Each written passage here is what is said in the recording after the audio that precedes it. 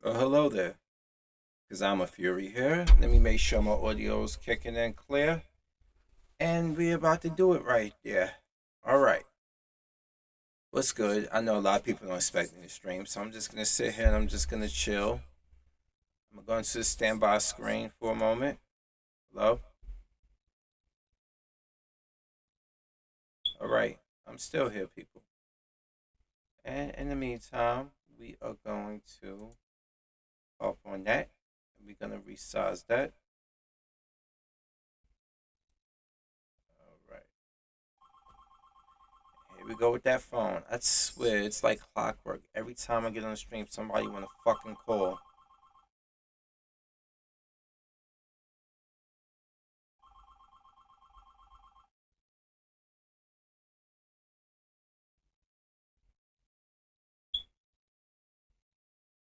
Right? There we go. Let's bring this down a little bit. It's too big. What's good, everybody? I am here. Just messing around with some things. About to get into the stream. Let's put this here for the time being for my standby screen.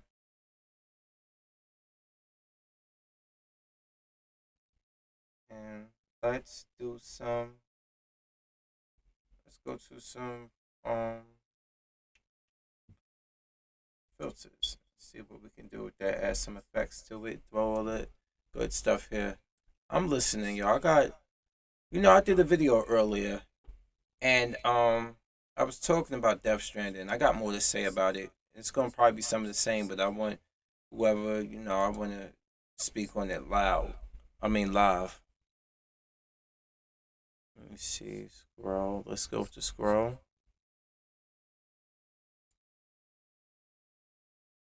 And I want it to go. Okay.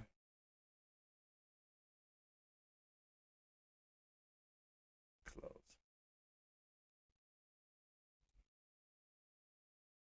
Right, here we go. What's up, y'all?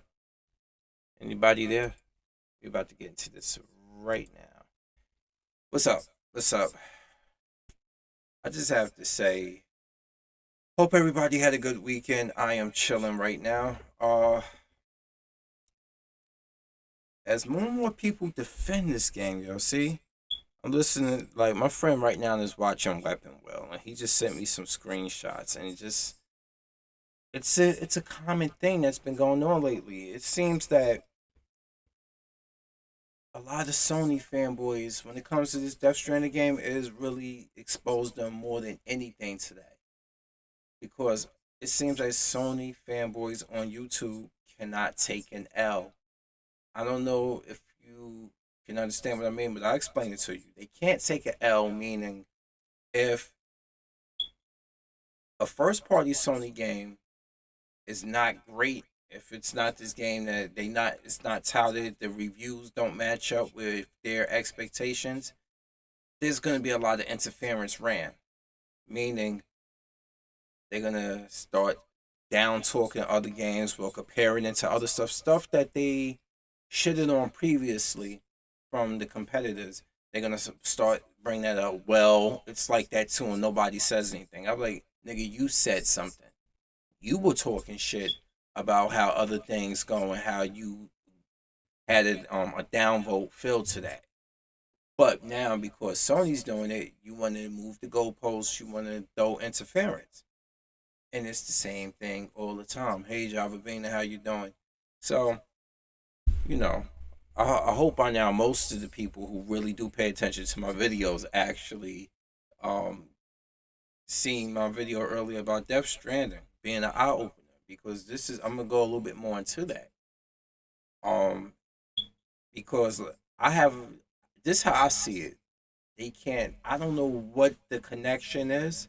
I don't know why it's like what I don't know what it is with these gamers today. The gamers take shit too personal, and they too invested in one console, because these are not, to me, a lot of these people aren't real gamers.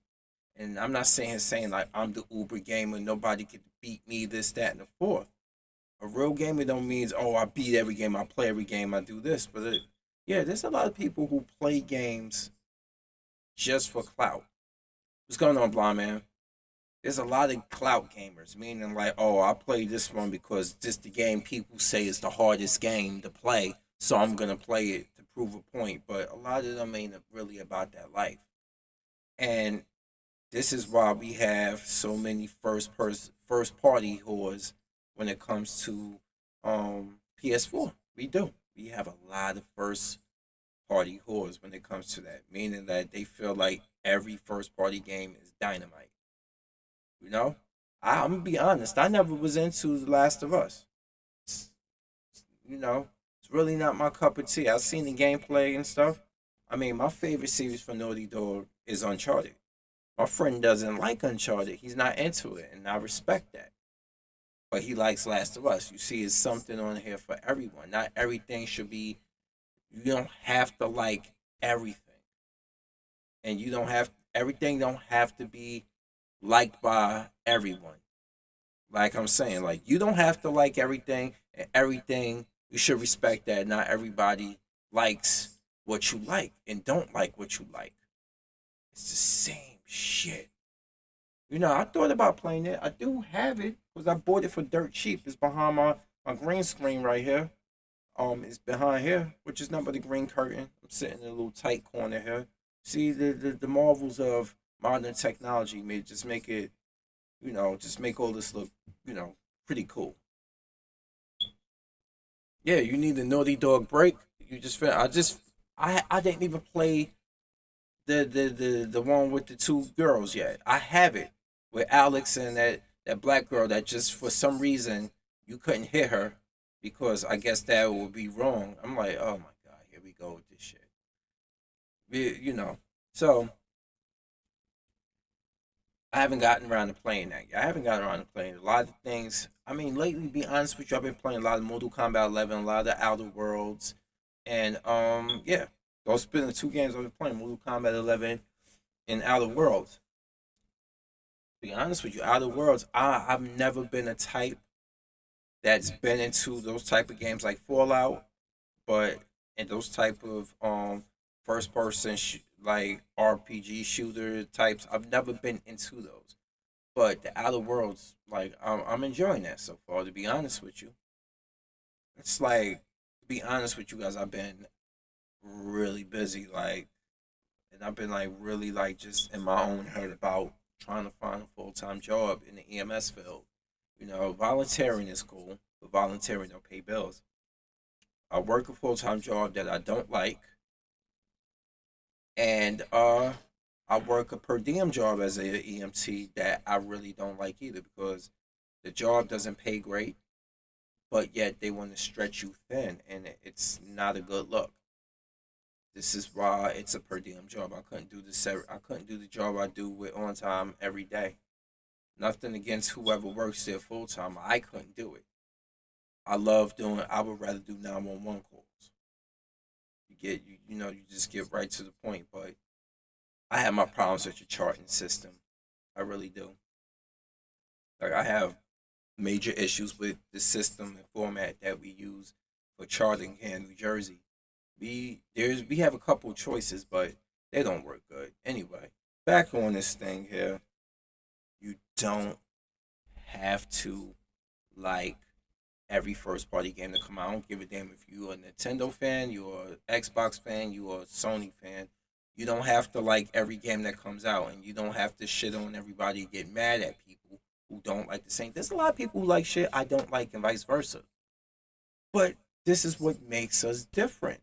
There's too much of a hive mind today on YouTube, and these guys like they hustle a lot of the subscribers because they pretend to be people who are fanboys. They pretend to be haters. They all they do is really just I listen to a lot of live podcasts where they just all they do is just joke and they just joke on one another and stuff. These are grown men, but somehow there's people out here who enjoy. Oh yeah, that's why you Xbox. Oh you pony you Sony ponies, and I call them all that, but I don't get it. I really, at the end of the day, I don't get what being console loyal gets you.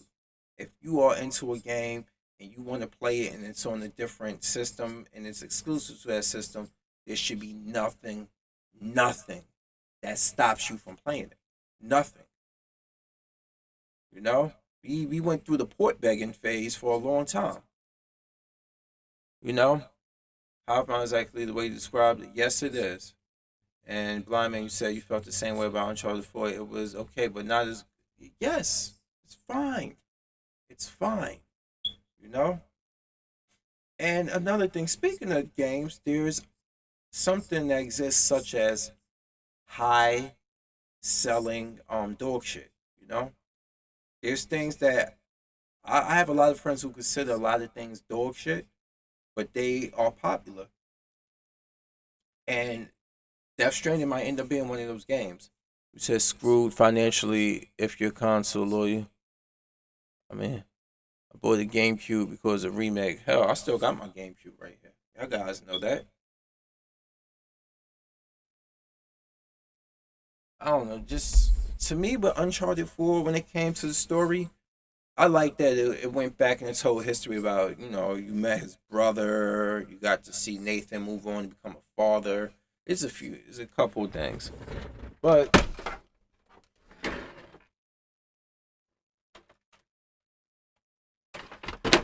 yep, I still have it here, of course. I'm going to carry my lunch bucket with me to me because, you know me, I got the Wavebird adapter on there. Remember the wireless controller? Ah, got my Wavebird right here. I want to do still work. Do I still got fresh batteries in there? Oh, I might have to change the batteries. Did I take them out? Or did I leave this on? We'll find out. But yeah, I gotta change the batteries on this. I got it here. You be like, this is indigo blue. I was like, yeah, it look purple to me. I don't give a fuck what kind of indigo blue it is. It looks purple. All right, so I still got it here. We got the open, of course, the Game Boy player on there because I got the disc in there, and I got the Japanese disc too, just in case I want to play. This allow you can play Japanese games. I got the Switch, so this one here was modded, so I could play Japanese games like this, or I could play American games like that. And with the Game Boy Player, if I turn it Japanese, I can play Japanese Game Boy Advance games. Um, Doing that, same thing. I got a Japanese disc to put in there as well. But yeah, but purchasing this thing a while ago has been one of my favorite things to do. This was one of my favorite systems of all time. I know I'm weird. I'll show you guys in a moment. Hey, what's going on, Ayo? How you doing? This was one of my favorite consoles. I had it for PlayStation also, but it was something about this that I like, that I really love. This model especially. I don't know what I'm playing yet. Um, this is a Japanese Sega Saturn, and I got a few Sega Saturn games back there we could play. But yeah, I bought this one refurbed from Video Games New York a couple years ago, I believe, and I bought an American one too, another American one which I have. I have the Black American one over there, Black American in Japanese. Anyway, thing about these is that you gotta keep your eye on the batteries because your internal memory belongs to a 2032 lithium battery, and these things can drain pretty fast if you leave your system plugged in all the time. So you gotta keep an eye on that. Me, so I can save my games. I learned how to work around that. I was able to actually, how can we say, use my Game Shark, which is a memory card for the Sega Saturn, and I was able to save a lot of games and keep my memory on this. So if they ever erase from the hard drive through because of the lithium battery, always got them backed up because I'm in the process. I got to finish Shining Force. I haven't finished that yet, but I want to possibly do something a little older, old school. Maybe. But I haven't downloaded Outer Worlds to my original Xbox One. I have it on my One X over near my bed because I don't know if any of you guys played Outer Worlds or into that type of thing. But let's see what trouble we can get into tonight. You know, as I turn on a little bit of basement music for you. No, I'm just joking. I ain't gonna turn it on yet. Yet, it's coming. The basement music's coming. You've been warned. Well, anyway, let's go behind the magic curtain and see what we got here.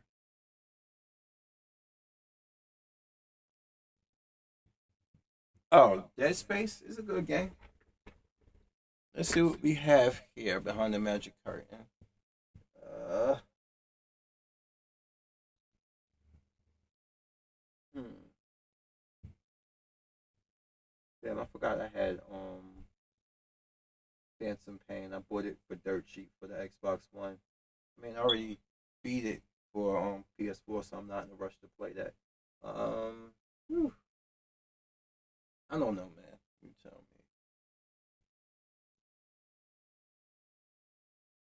Don't be a basement tease. Oh yeah, you want the basement music? Oh, I forgot I had. Speaking of Uncharted, I had the Nathan Drake collection. I remember they was on sale this past Christmas for $9.99 each. Like this Wolfenstein. What I got Borderlands too. Oh yeah, I picked up Borderlands pre-owned. I picked up Gravity Rush 2, which is, you know what? Somebody brought up a point today that this right here is a PS4 exclusive, and because it's not a big title game, it doesn't get a lot of recognition it deserves. I mean, it doesn't because it's not a big title game. It ain't an interactive movies. Do you guys also feel that a lot of the Sony first party games are becoming overtly cinematic and their game style is almost familiar? You know what? I'm gonna show you the video proof. I'm gonna show you that now. I mean, I don't know if you've seen this before. If I showed you this video, but let's go to my browser. Let's go to green screen browser. Let's go ahead and let me resize all of this. Sorry about that. I don't know why it's all out of whack for some reason. Let me resize it. Let me scale fit turn this. Let me fix all this. I'm gonna try to fit this screen to it. Give me a second to fix this. Fit the screen. Fit the screen. There we go. And let me find my way to put me on there. I don't know why I'm down here. Here I am. There I go. So, let me move myself down here. I don't know why this thing is so out of whack all of a sudden. But I'm going to adjust everything on the fly. And I'm going to get everything back down. I don't want me to be that far into the screen. Let's go. Let's go to interact. And let's go to, let's see, PS or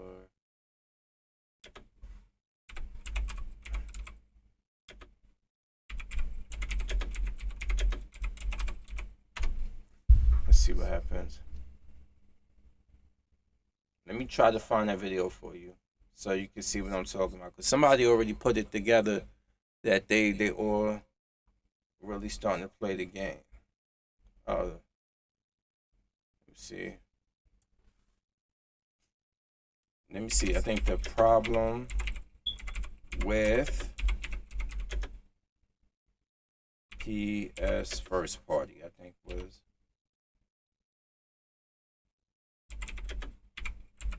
Let me see if I can get the name somewhat familiar. There we go. Through the Let me get to it. Hold on. So you can see what I'm talking about. While narrative is most definitely in. No! I'll show you the one part.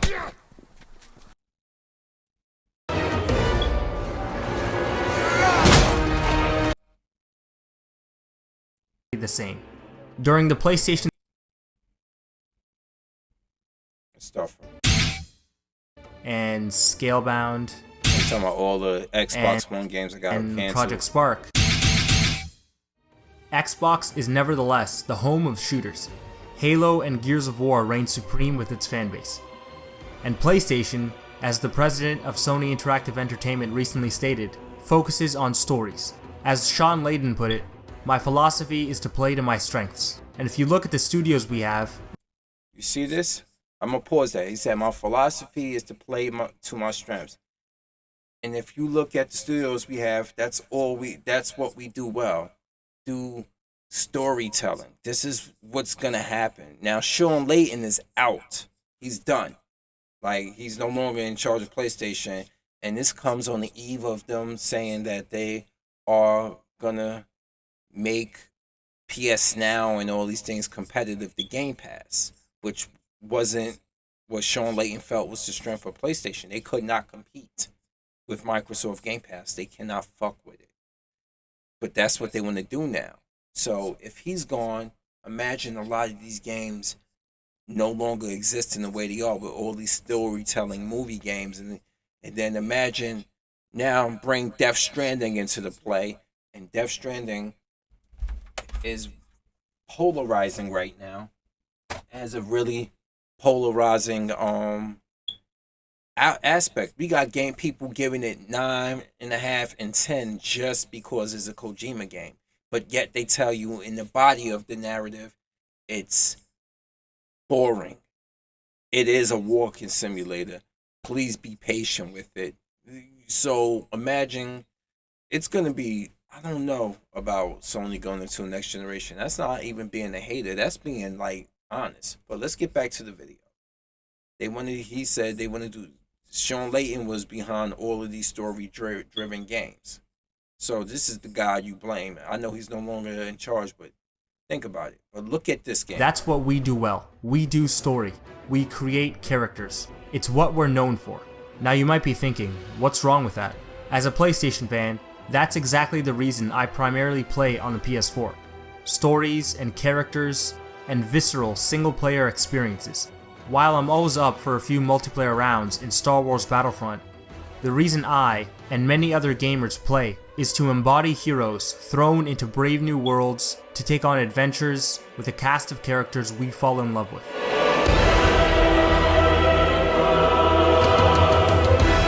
And PlayStation's current and future lineup of exclusives looks to deliver on that promise.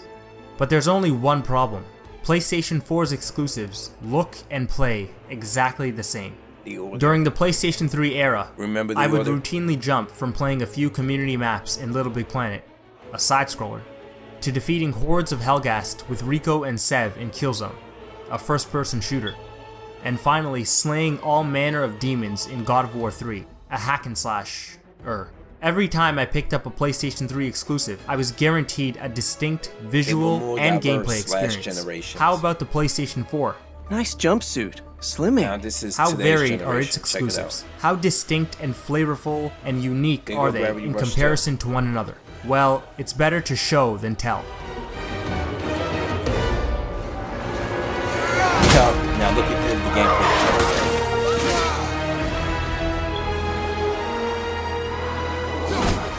This scene right here.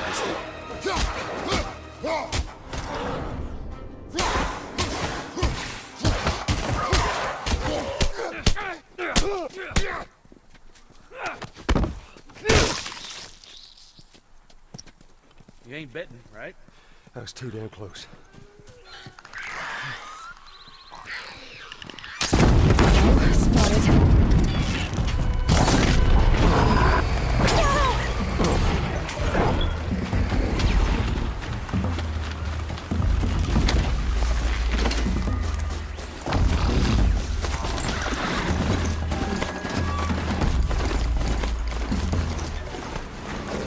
Spotted.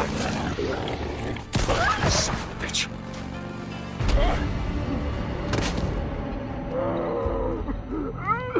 It's another game they ran interference for because this game was mediocre as fuck. And you know what? The fanboys could not take an L. Nowhere to run. Shit! Back up! Going for back! No!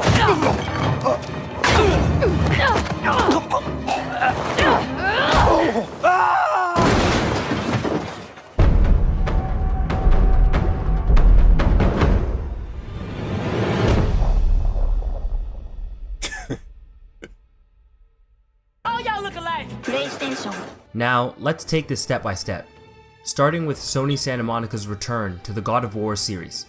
God of War mainly consists of ridiculous set-piece moments that are trickled in between the hack and slash, fixed camera combat. It's different. The location of the camera sets it apart from most other games, but more importantly, it sets it apart from every other PlayStation exclusive. Santa Monica have now come up with a solution to a problem that wasn't ever a problem to begin with. Why not bring the camera down behind Kratos' back? Because that'll preserve the unique nature of God of War amongst its competitors and fellow games in the PlayStation family. I understand that a journey with your boy wouldn't really work with the fixed camera, and that a behind-the-shoulders approach makes for a more intimate and emotional experience. But if that's the route you want to take, just start a new IP. Why take away one of the few things that separate God of War from other exclusives for the sake of a more emotional tale? And the same problem has infected Days Gone. I mean, what the hell is this if not an open world Last of Us? Why not try something new? What Sean Layden really means when he talks about Sony prioritizing storytelling is that he thinks only third-person action-adventure games can deliver the emotional impact they are looking for. So instead of trying to raise the level of narratives found in exclusives that don't belong to that genre, they've just decided to take the easy road and make them all look and play the same, because story. Now, while narrative is most definitely important, it is not as important as having an array of exclusives that span different kinds of experiences. This is the reason I became a PlayStation fan during the PS3 generation, and now Sony is adopting an uninspiring approach. I'm sure I'll love Dead Don't Ride, but I'm afraid I'm going to get tired of this. In fact, I'm already starting to. Where the trail leads, I will go. Yes, Horizon Zero Dawn. One of the best games I've ever played. But I'm still only 25 hours in. I've just done this too many times, especially on top of the amount of open world RPGs we've gotten in the last few years. This from the studio who made the incredibly dark and unique Killzone. Oh, I forgot. First person shooters can't tell great stories with great characters, right? And the strength of the wolf. Wait, that's the wrong... There you go. Sony seemed to have fallen into the same trap that many in the games industry have, believing this model is the only way to connect to characters and be invested in video game narratives. Now I'm sure the team in Europe is getting a bit tired of making Killzone games, but why not make... Yeah, you see, I'm gonna pause it there. I'm gonna move back to over here where I was at. But yeah, you see that's what I mean. Like, and you say put on shades, you say doesn't apply to Sony exclusives though. This is across the board. Yeah, you have a point.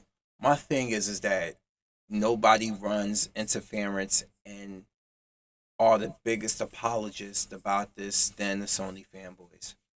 Boy, man, please, if you don't like this whole Death Stranding thing has been, like I said in my video, it's been an eye-opener, and this is the reason why it's been an eye-opener, because it shows a deep Kojima bias. It really did. Like, a lot of people, I don't understand, like, a lot of people, I guess, spiritually wanted a successor to Kojima or something. Like, I know this is his new IP, free of Konami, because Konami, he can't take Snake with him. Konami owns that. My thing is, where the fuck did this idea come from that you carry packages? I heard somebody actually metaphorically explain it, but to me it sounded like a bunch of white noise. It sounded like people who had an explanation of the whole Martha scene in Batman v Superman. That he didn't kill Superman because Superman's mother name is Martha also. And somebody was like, Batman, for the first time, realized he's been wrong. He's been doing all this stuff because he heard the name Martha and stuff like that. I'm like, no. Stop adding shit to it. It's dumb writing, okay?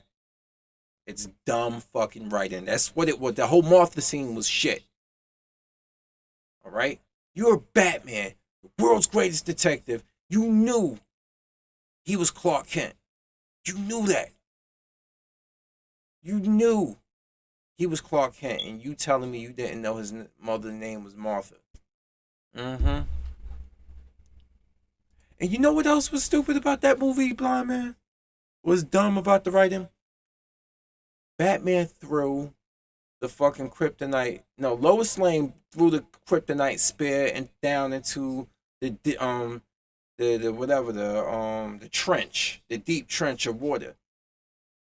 And then, without even hearing Superman or Batman say we need that kryptonite spear, they didn't even say it to her. She's still inside that abandoned building where Batman and Superman fought like a half hour ago. She jumps back in there to get it and almost fucking is drowned. But who told her that the spear was important once again and she needed to fish it out of there? And then, she was only there to do stupid shit because Superman had to come save her. That was the crux of their relationship. You know? They had no chemistry whatsoever. None. You know? None. Henry Cavill and Amy Adams really had no chemistry whatsoever. I'm sorry. They didn't. Let me see. Let me read the comments.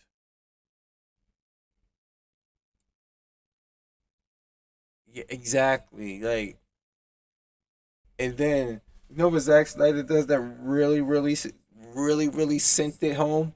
At the beginning of the movie, he had Jimmy Olsen get murdered. Jimmy Olsen got shot in the fucking head. First off, Ralph, the movie maker, said it himself. Ralph Seppi said it himself. He's like, who hides a bug inside their equipment? The first thing they go to check. He's like, I would have hit the bug in my ass. Seriously, no one's gonna check for the bug in my ass. I wish I could find that one scene where he said that. You know what? Give me a second. If I can find that one scene, I don't want to get copyright thing, but yeah, just to hear him say that one scene, I gotta find it. Oh my god, let's see that. I really do. I gotta find that scene. Let's see.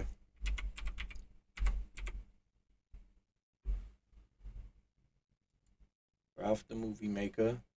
Yeah, this kid here. You know what got me into him? I watched him grow up on YouTube. He did a review of Man of Steel when he was like a 15 to 16-year-old boy, cursing and everything, but still he's a cynical asshole, but he's very smart, yo. Let me see if I can find it. Batman v Superman. Yep, it popped up right here. I'm gonna find that one part. Let me see. I gotta skip that because I don't want that copyright music. Let me see if I can find it right here.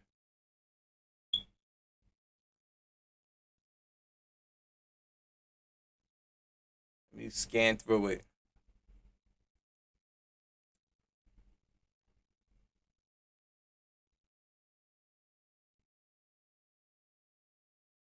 Trying to find it. Hold on. I think this is it right here. Let's see if this is it right here. All right, let's see. Hold on. Clark Kent's girlfriend and a reporter.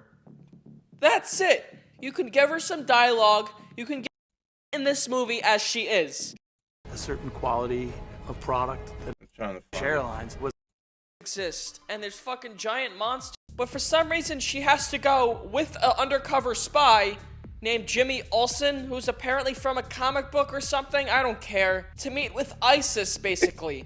Even though she's just a reporter. Like, why is she there? And of course, this moron puts a tracker in his camera. What moron puts a tracker in his camera? I would put the tracker in my ass. Not even joking. That's where I'd put it. No one's gonna look in my ass. If I were a terrorist organization and I let in some dumb bitch and her lackey, the first place I would check is their fucking cameras. Thank God Superman is there to save her, though. Of course, he doesn't save this guy or any of these people, but he's there to save Lois Lane. Hey, does anyone think it's odd how the only person Superman rescues is Lois Lane? Hey, and that guy Clark Kent kind of looks like Superman, and he's dating Lois Lane. Then we have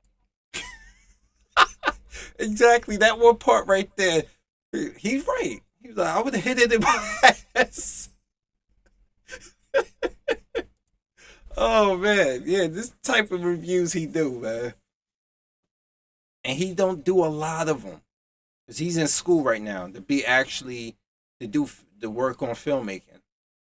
Anyway, but yeah, I think he erased the Man of Steel review he did when he was younger, but somebody reposted it. Let me see if I can find that too. Hold on. Let's go back to that. Oh man. Yeah, I like having these chill streams and having fun with you guys, man. Let's go back. Let's go Ralph the Movie Maker, and let's go to Man of Steel. Let's see if somebody still got it up, because I think he erased it, but somebody... Man of Steel. Hey, what's going on, Absolute MMA? Yep, somebody re-uploaded it. Here it is right here. Alright, I'm just gonna come out and say it. Superman really sucked. It was very disappointing. I was expecting so much more from it, and I think everyone was.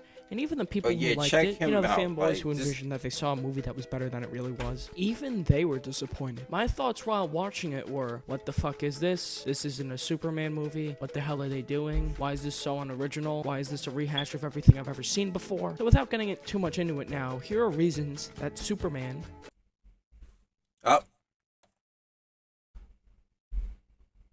Oh, here they go with the copyright shit. So I'm gonna just have to.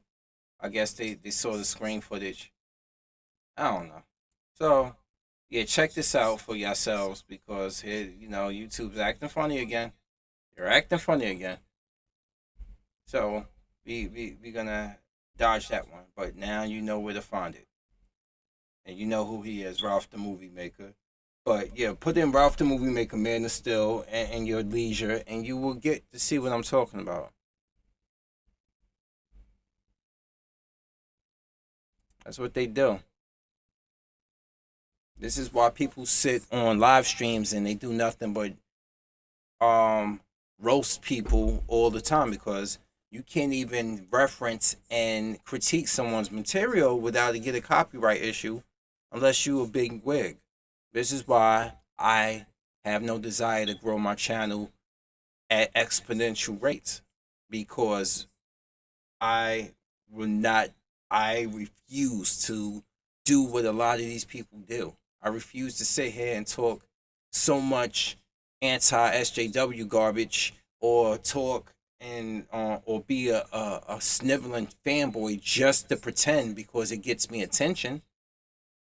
If I talk shit about Microsoft all the time and stuff because Microsoft is the punching bag of this generation, which they are because they fucked up their Xbox One launch and they haven't recovered from that. But if I talk about it and I dogpile on it instead of keeping fair and balanced and reassuring and letting people know that every console has its strengths and its weaknesses, and they have a reason. It has reasons that you would want all of them if that's what you want. If you don't like Nintendo first party games, you don't have to buy it. If you don't like Sony games, you don't have to buy it. If you don't like Microsoft, you don't have to buy it. But don't sit on here and proclaim yourself as being a real gamer and You like, I'm a real gamer. I play PS4. I'm like, nigga, please. You're not a real gamer because you just play PS4. If you want to consider those interactive movies, which I like a lot of those, I really do. But with that evidence that I put right in front of you guys' face, you start to see that the games pretty much are starting to blend into one another. And going into the next generation, that's going to be a problem. And when a troll and a clickbaiter can call shit accurately, there's an issue. And I'm talking about fucking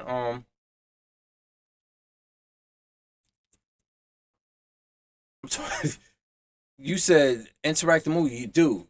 Like a lot of them are becoming not even interactive movies like that. Not like what they call those again?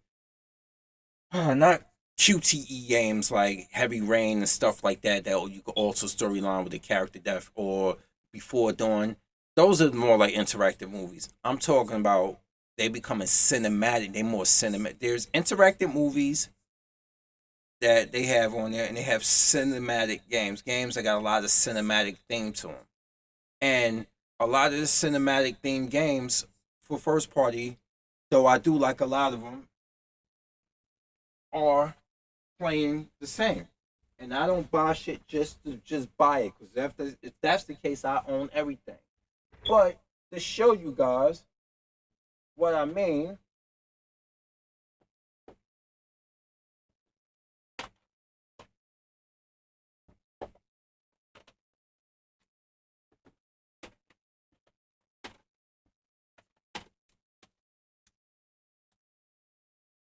see?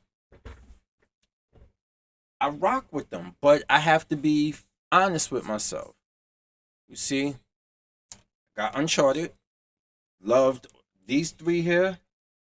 Played them on the PS3. Loved them. This one here I've yet to play yet, but I've beaten this one. I haven't played Lost Legacy yet before. Loved for it. That was the first one I actually played on myself. Me and my friend took turns playing the previous three. The Order and stuff. Which you see, yeah, a lot of them got that they gameplay mechanics match up almost the same. Horizon, of course, we seen. And God of War, and let's not forget, here on PS3. I got the PS3 version of it. Here it is. Last of Us, which is out, of course, remastered on PS4. But I had to buy this because look at that price that I bought it for. Look at that. You know, with a discount, I got it cheaper. You know? So I had to get that one. But honestly, a lot of these have because like I explained, like Sean Layton said in that video, what they quoted, yeah, AAA games are dying. Nobody really wants to spend money on making AAA games anymore. Konami didn't, but somebody brought up a point. Maybe all this time Konami was keeping Hideo Kojima in check. Maybe, pardon me, I'm putting these back. Maybe he spent too much money on these games, and maybe he presented Death Stranding as an idea. No more AAA games, no more Hideo, no more. We have to do like this. We're spending a lot of money, and we're not making a lot of money off these games because we're spending more than we making. Why? They already pulled the wool from under his eyes. Now check it out. Check it out. He actually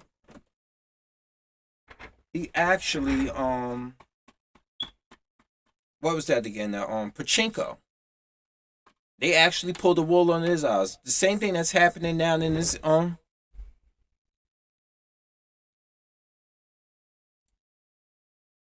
say shit.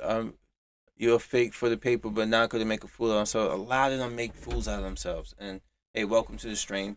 A lot of them make fools of themselves for real.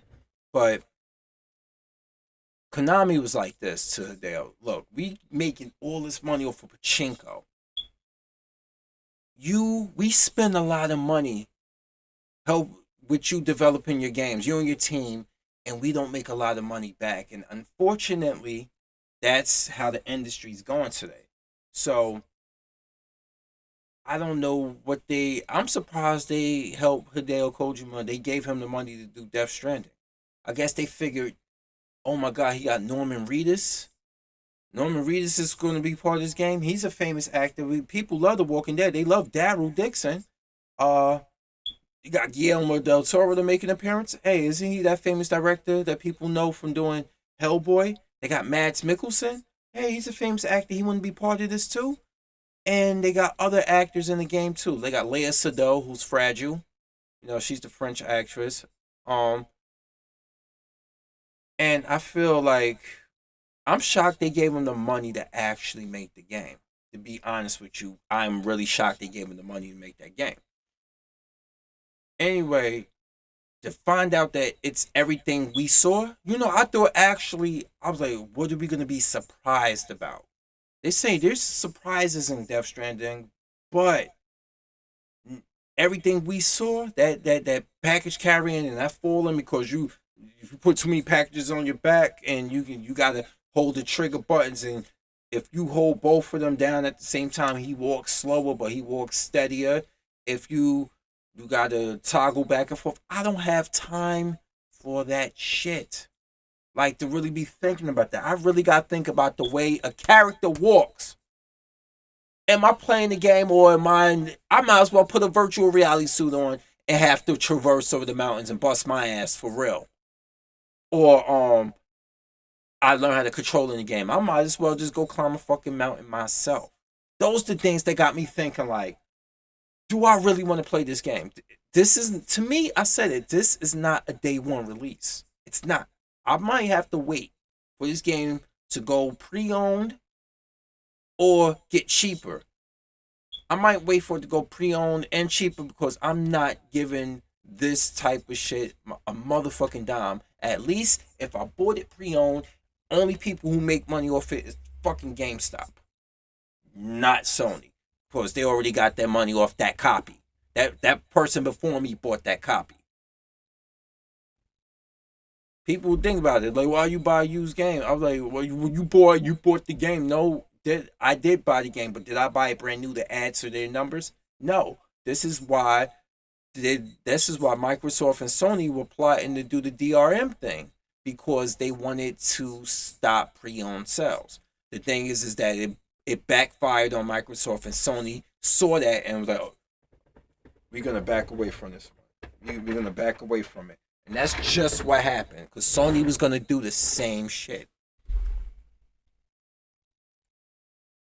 And they want you to know, okay, Sam is not Solid Snake. He don't have that combat prowess. He don't have the reflexes and speed and everything. I get it.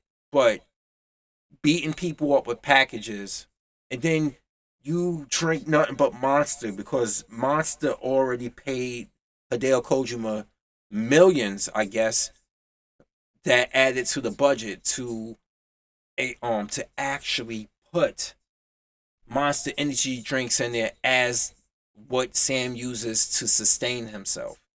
And you use your body excrement. You make your excretions and whatever your body waste, you turn into weapons, and they are what you use inside the grenades to fight the beach thing and them dead whatever goop creatures you call them, or the beach things and the other shit. You use grenades and you with your own body fluid, your urine, blood, whatever the fuck that. I'm like, yo, what crack is this nigga smoking? I kid you not. Read it up. I actually, before I came on for the last few days, I was like, those are made from his own body waste. And then when you get dragged into a battle against one of these giant beach thing creatures, when you get dragged into it by the regular BTs, you have a lot of mannequin people, like a lot of people helping you. Like a lot of like silhouette things. Maybe they were people I don't know. They throw you a lot of weapons, and then they said the boss fights are whatever. Once you get dragged into them BT fights, it's very easy. They said for the most part. And the more you describe, the more interest. And I'm not even. Yeah, Silent Hills would have worked a lot better, absolute.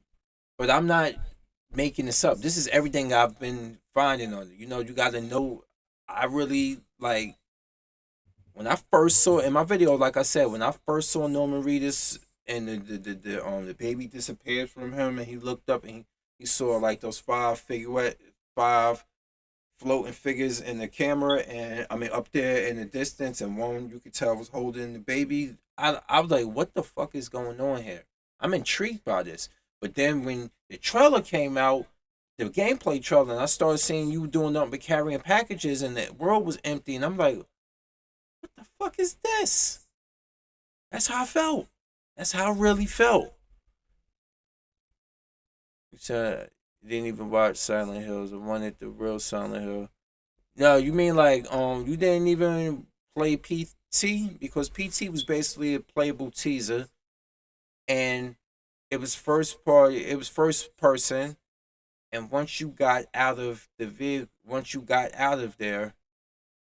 like you start to see it was like you saw Norman Reedus, Guillermo del Toro. They were supposed to.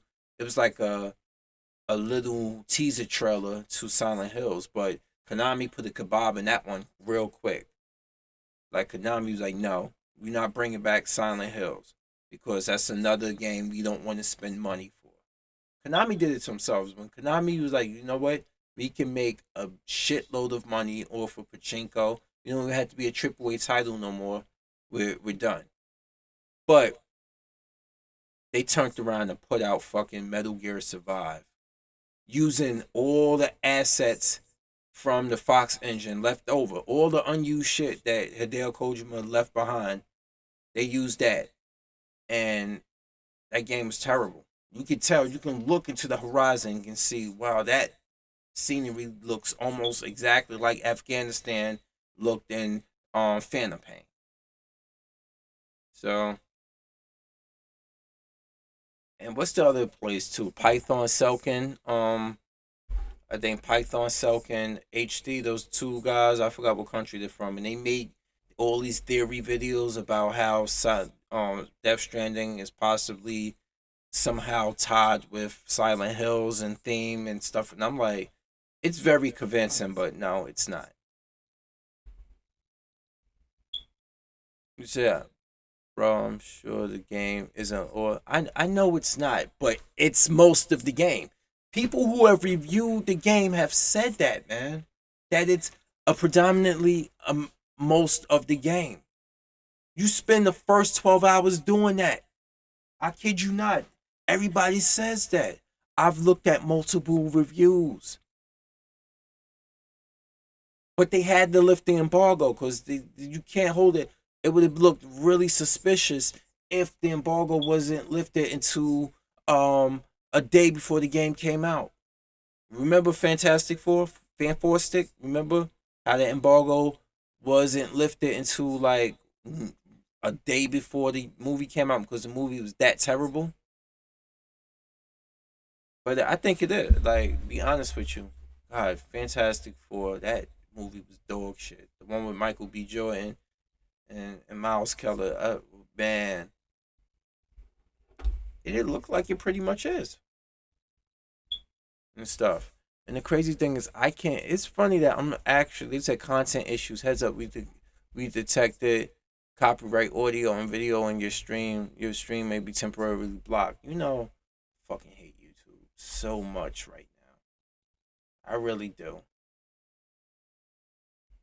Because everybody, I'm like, I remember when YouTube started out as a place where people put together videos and stuff, and then next thing you know, it became a ad business. Like basically people now they can throw the ads through there, and then people like, you know what, I made original content.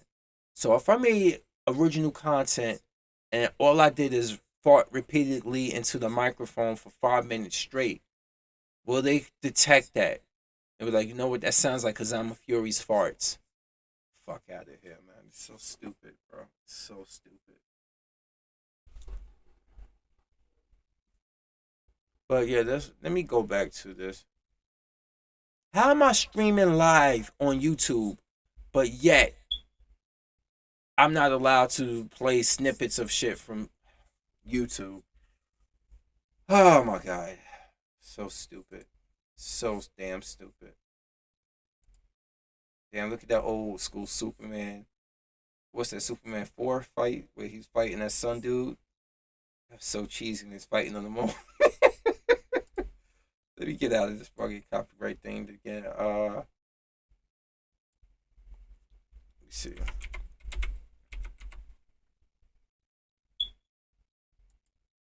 And then if I play you IGN's review, I'm gonna get copyright thing with that too. I'm like, what the fuck?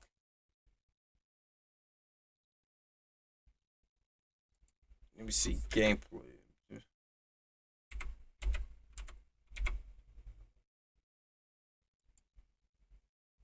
How we got all these channels who do reactions to things? Meanwhile, I can't get a stream off. This is what they do to young. This is what they do to smaller channels. This is the bullying they do to smaller channels. Let me see something. Let's go with what we had.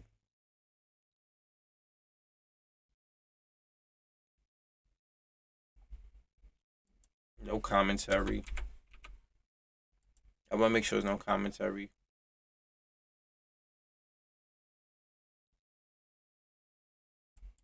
Yeah, some of the I know. I remember Star Trek, the old one with William Shatner. Those fights were cheesy, and you can see sometimes you can see the stuntman for William Shatner, that Captain Kirk stuntman. 6 months ago, I was looking for 2 months ago.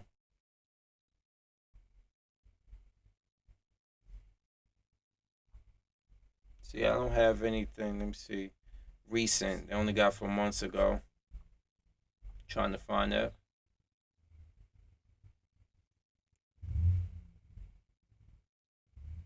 Yeah, see, there's nothing I can really play without getting into trouble, which is horseshit. But here's the screen.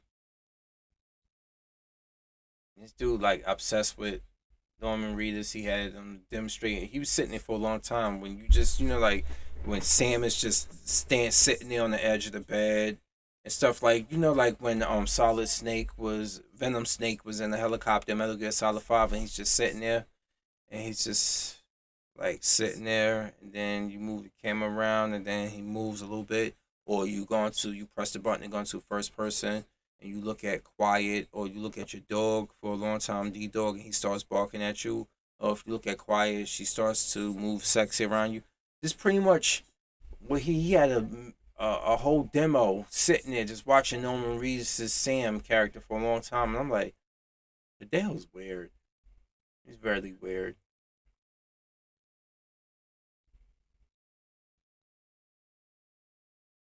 Here we go. Let's see about this.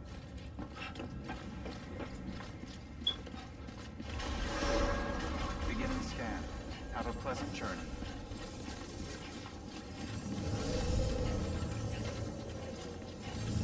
I'm like, is this really what I want to play? Sam, triple checked your loadout, I take it?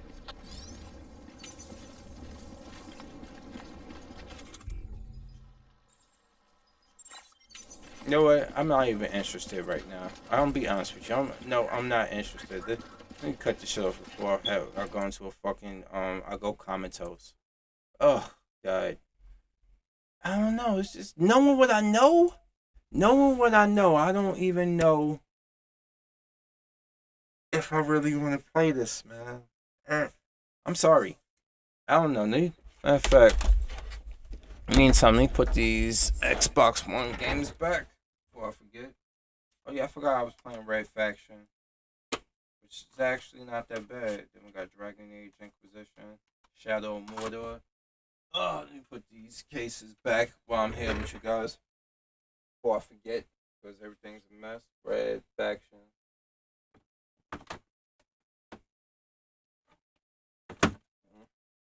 Dragon Age.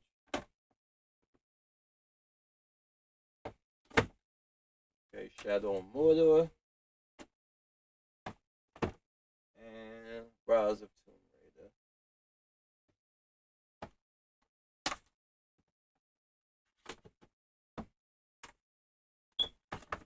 Alright, cool. Back. Last of Us go back. Try to keep this in alphabetical order as best as I can. Last of Us. We go here. Alright, cool. Let me see. Weak ass Konami wanted to put all the money into not only pachinkos but cell phone games. They sell cell phone games for the future. Yeah, they said that shit too. And they still do that soccer game too, I think. But Konami has really lost respect for, like, they really lost the respect of the gamers. They really did. They really did. Now, I understand if you wanted to part ways with Hideo Kojima, but you should have had somebody lined up to still make AAA titles. To make AAA titles. You got all this money that you're making for pachinko machines, and you telling me you so greedy that you can't fund a developer to make something really new and original and something so you can have all aspects of gamers locked down. You got your pachinko gamers, you got your casual gamers, you got your console gamers, and you telling me you just forsake your console gamers. What brought you to the dance? What made you a company? You know, Konami, Contra. Remember Contra, y'all? Remember Gradius? They're like all types of shoes, like all types of any double dribble from the NES days. They've been like the original Metal Gear, all of those games that were made on the MSX, they were made on the NES, they were made on Genesis. All these games here were Castlevania, for God's sakes. Are you gonna do something with Castlevania? You know, what's going on with that? You got all these franchises dead right now, just downstairs. I remember somebody drew a picture of Mega Man disassembled. It was like this. Meanwhile, down in the basement of Capcom headquarters, Mega Man just sitting there half disassembled, and stuff. And this is what it is. And I don't give a damn what anybody say. This game here never was finished. Where is it at? Right here. This game was never finished. It was not properly finished. As much fun I had with the gameplay mechanics of it, it became very repetitive. I like that you can go into the op space and you can steal people's supplies and stuff and you get killed and shit. But this game was not finished. All the shit they left out. That Mission 51 that they never finished. And I remember asking them, like, when they was talking about the content for this, oh no, 51 was never meant to be completed. It's something we put on the special edition that only a few people got. Just to show you, it's that right there shows you that it exists, but we not gonna finish it. And I'm like, fuck you, Konami. That's the least you could have done. All the voice acting was done. All you had to do was finish the animations and add the gameplay to it. Where we played with that tank. Remember that tank that Huey Emmerich made? Remember that one? Remember the Otacron's father? Remember Huey Emmerich, that tank he built? You supposed to use that to fight and destroy Sahelanthropus, but you didn't. Why? Because Mission 51 was never completed. And Chico was supposed to have survived. And he was supposed to have had his face scarred up, and he had weapons and everything, and he became a soldier. He became a soldier, something like Quiet was. And you know how I knew that exists? Because Yoji Shinkawa, who is the artist who works heavily with he works with Hideo Kojima, he put out an art book and he explained it. And then even at the end of the game, when you got the final video and you saw that you were just a doppelganger and you got that tape said mission, I think N313, which is the same. That is the mission of the first Metal Gear game. That means that mission was to be carried out. Big Boss gave Venom Snake that mission. That's why in the first Metal Gear you killed Big Boss, but then Metal Gear 2, not Snake's Revenge, not that Ultra bullshit, the actual Metal Gear 2 Solid Snake, you fought Big Boss again because that was the actual Big Boss. You know? Oh, they said my friend invited me to an Xbox One party. I'm doing a live stream. I can't go to it. Anyway, that's what it was. I like the fact that he used Venom Snake and the whole doppelganger angle to set up the fact that Metal Gear 1 and 2 had two different big bosses. That's why he killed Venom Snake in the first one, and then Metal Gear 2 he killed the actual big boss. So he did, but because the Patriots revived him. Anyway, I like that he was going in the direction he was bringing in backstory, and I thought at the end of the game he would set it up properly, and it would go right into the original Metal Gear because he did promise. He said during development of this game that Solid Snake would appear in Metal Gear 5. We got Liquid Snake as Eli. The moment I saw the picture of the kid Eli, I was like, that's Liquid Snake. You know, and there's a biblical name, Eli and David, you know? They were brothers. Biblical. And I was expecting Solid Snake. And then somebody would say, well, we got his skin. We got his PS1 skin that you can choose. I was like, that's not good enough. Fuck that shit. You said Solid Snake. We got little Eli, a little punk ass. I hated Eli so much. He was a little sniveling little bastard. But anyway, that's what, not like that, the fact that set up the fact that Liquid was a dick. Anyway, you were supposed to see Solid Snake. And I was thinking when Venom Snake got the revelation that he was a doppelganger and he had a mission to carry out, we made this vision. You know, you heard Big Boss telling him that, Naked Snake. And he punched the glass because he got that mission in 313 and he played it. You know why? Because Venom Snake was ordering him to die, basically. That mission would be the mission he fights against Solid Snake and lose. And yeah, that's how it ended. You would have expected it to actually blend into Metal Gear a little bit more, but no, it didn't blend into Metal Gear. And let's keep in mind that the year of Phantom Pain, Big Boss was 50 years old because that game took place in 1984.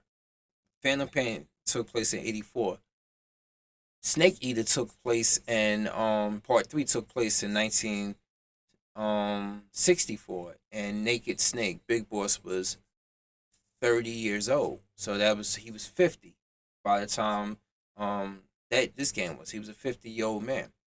And Metal Gear, the first Metal Gear took place in, I believe, 1990 in their timeline. So, damn. Life is hard because Big Boss how he get that much white hair within 6 years of, there's a lot of inconsistencies. Hey, how you doing, Nemesis? You saw my Death Stranding video? Yeah. That's how I feel about it, man. I really do. Like, I don't know. I really don't. I really am like, it don't look like fun to me. If fun is important, now people actually are saying fun is subjective. I'm like, a game that's boring and takes a long time to get into is a fun game. Damn, what you were doing for fun for the last 10 to 12 hours before the game picks up? And they say after it picks up for a while, you end up in a frozen tundra area and it slows down and you have to worry about keeping BB warm and all this other stuff. And I'm like, I don't want to do this. I don't want to do this. I know I'm gonna check that one out and stuff. I was so busy like trying to film that video, like the audio on that video earlier. Then I was doing laundry, which is drying, hanging to dry right now. And then after I walked the dogs for the final time, I jumped on here and just impromptu and did live stream. Yeah, this is what a lot of the fans, a lot of the fanboys of Kojima are saying right now, and just PS4. I'm starting to notice fun is subjective. Somebody actually was on Grimpachi. I don't know if you know who Grimpachi is. Grimpachi was doing a live stream earlier, and somebody, a PS fanboy, meaning like illogical, the illogical type of fanboy, was like, fun is subjective. Dark Souls wasn't fun dying all the time. I was like, it had to be fun, and it had to be something that got you in there, because if a game is too hard and you hate it, you would not pick that shit up and play it again, would you? You were determined to beat this game, and it felt rewarding. But I don't care how hard a game. I don't care if the game is hard, but I'm like, you know what?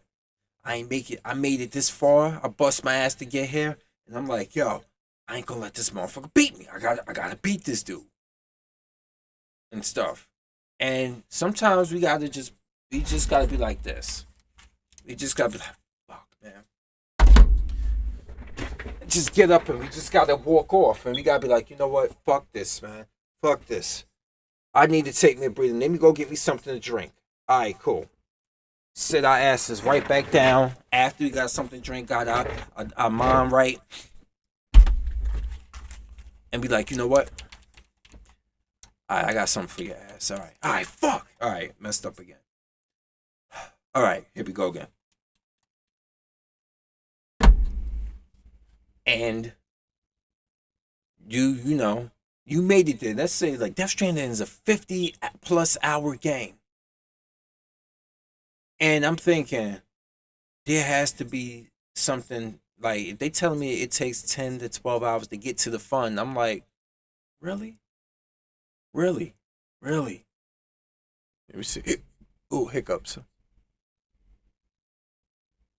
Hey, because would be able to do a live reaction to the video. I would like to know your thoughts. All right, give me a second. Boom. Let's go. Green screen browser. All right. Let's go to interact. You're not gonna copyright thing me like everybody else do, right? We detect shit in your stream. I'm like, oh, fuck out of here. All right.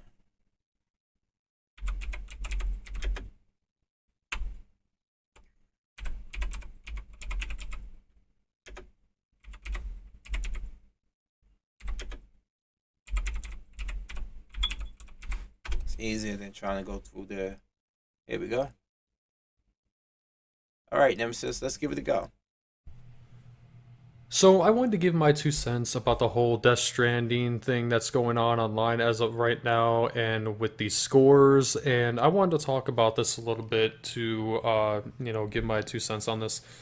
So what do I think about the whole scores of Death Stranding? What do I think about the scores? What do I think about the reviews?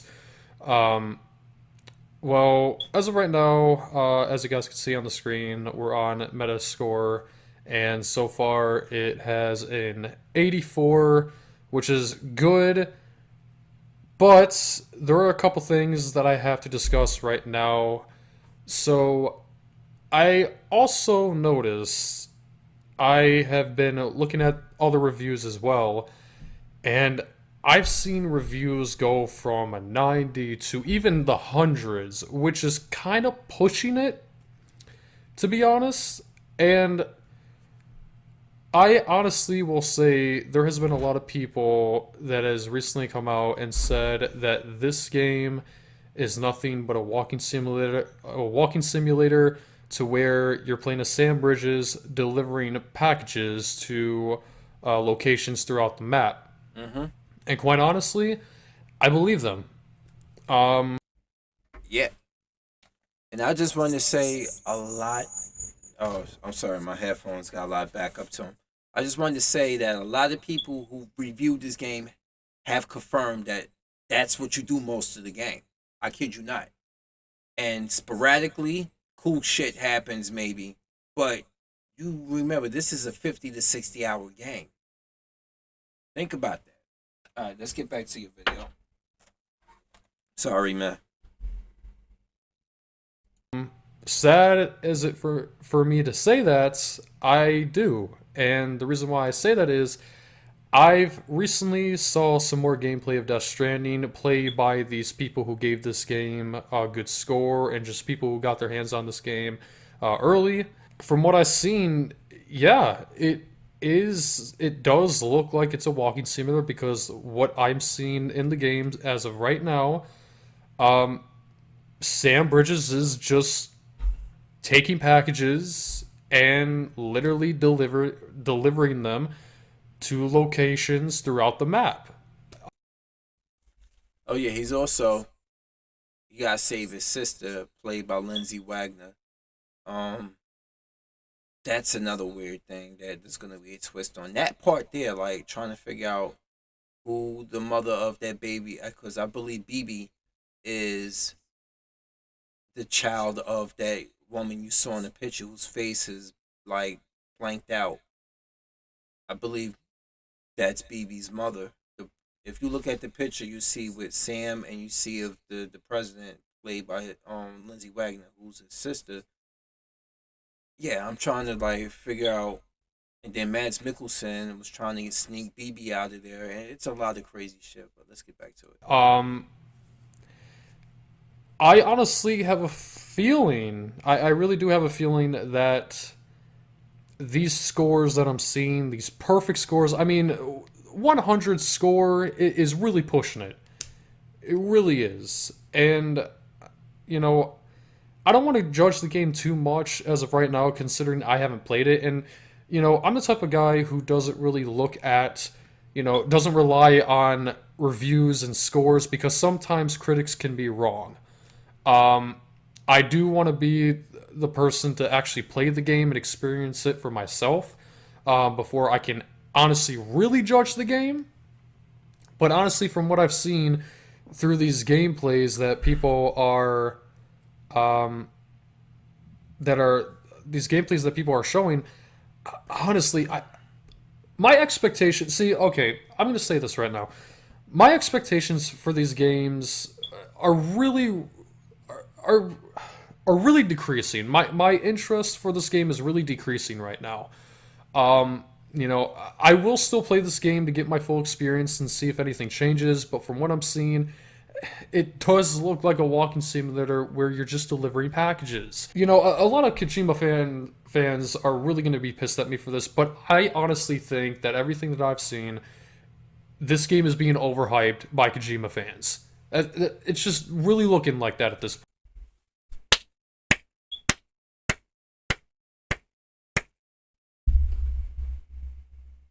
point. I mean, to give this game a perfect score, I don't think this is going to be the game to have. It's not going to be a perfect game. I hope it's a good game at that, but there is no way in hell that I will ever believe that any game out there of existence would ever get a perfect score. I think the highest that I've ever seen a game reach is 90. But 90, maybe 9.5. But these score, I mean, I've seen some of these scores that I'm seeing right now, and some of these reviews that I've seen people say. I mean, there was a couple reviews that I've watched that I've seen recently that people are saying this game is trash, and people are saying, oh, we hate the game, but yet they're giving this game a perfect 10 out of 10 rating, which makes absolutely no sense to me whatsoever.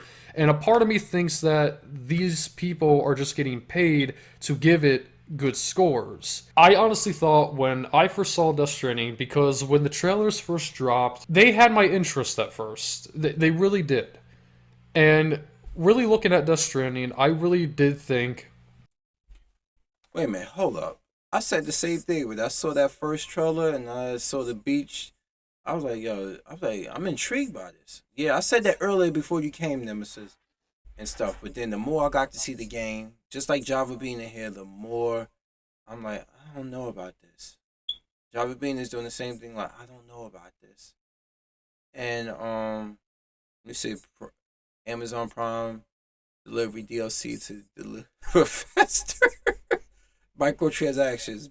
If you get the Amazon, you buy the Amazon package, you'll be able to get across the land faster. I don't know, man. But let me get back to it.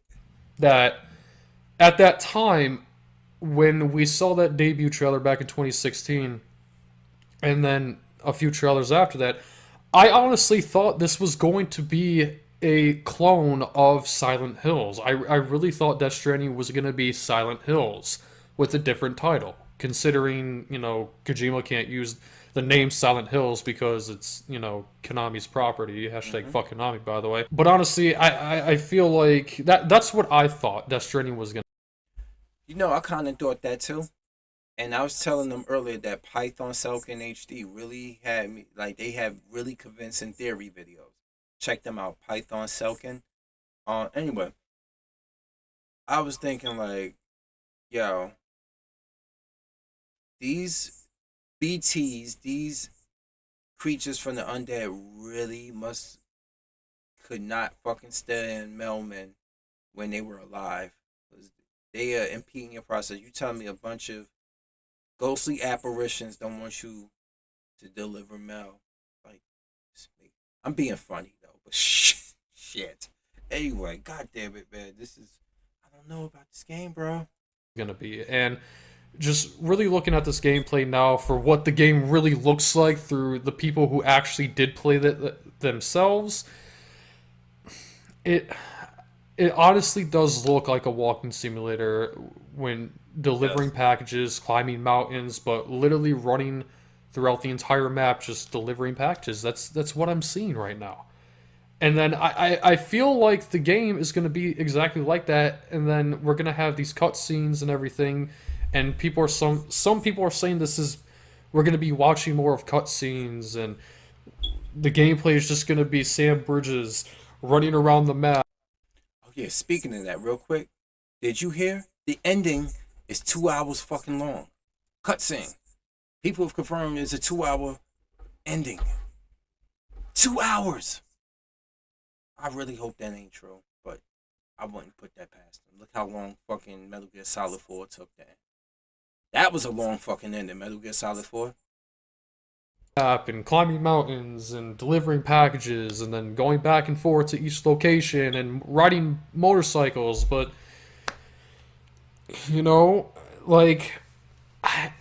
my interest for this game is really decreasing, man. It really is. And as much as it sucks for me to say this, I think Kojima might have fucked up. I seriously think that this might be the game where it's going to be a fail. I sincerely think that Kojima really was given too much power when he made this game by Sony. I'm starting... Dude, this is my first time hearing your video. And I swear, just before you showed up, I was saying shit like this. I was saying it. You missed it. I was like, god damn it, man.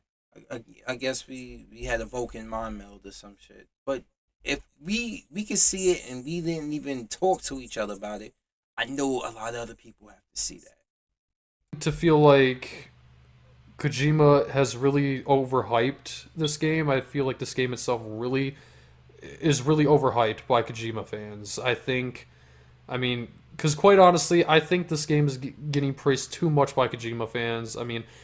No, I am not a Kojima fanboy. I did like some of his work back in the day. But I was never a fanboy of this guy. He has a brilliant mind, and he does make interesting games.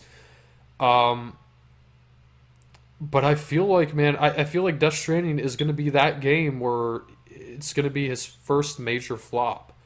And, honestly, sad as it is for me to say this, but I think if this game ends up being what I'm seeing, and it ends up being just a walking simulator of you just delivering packages and doing, little other things here and there, if this game is exactly how everybody is describing it, and it is a walking simulator and just delivering packages from one location to the other, this game's gonna suck. It's gonna suck.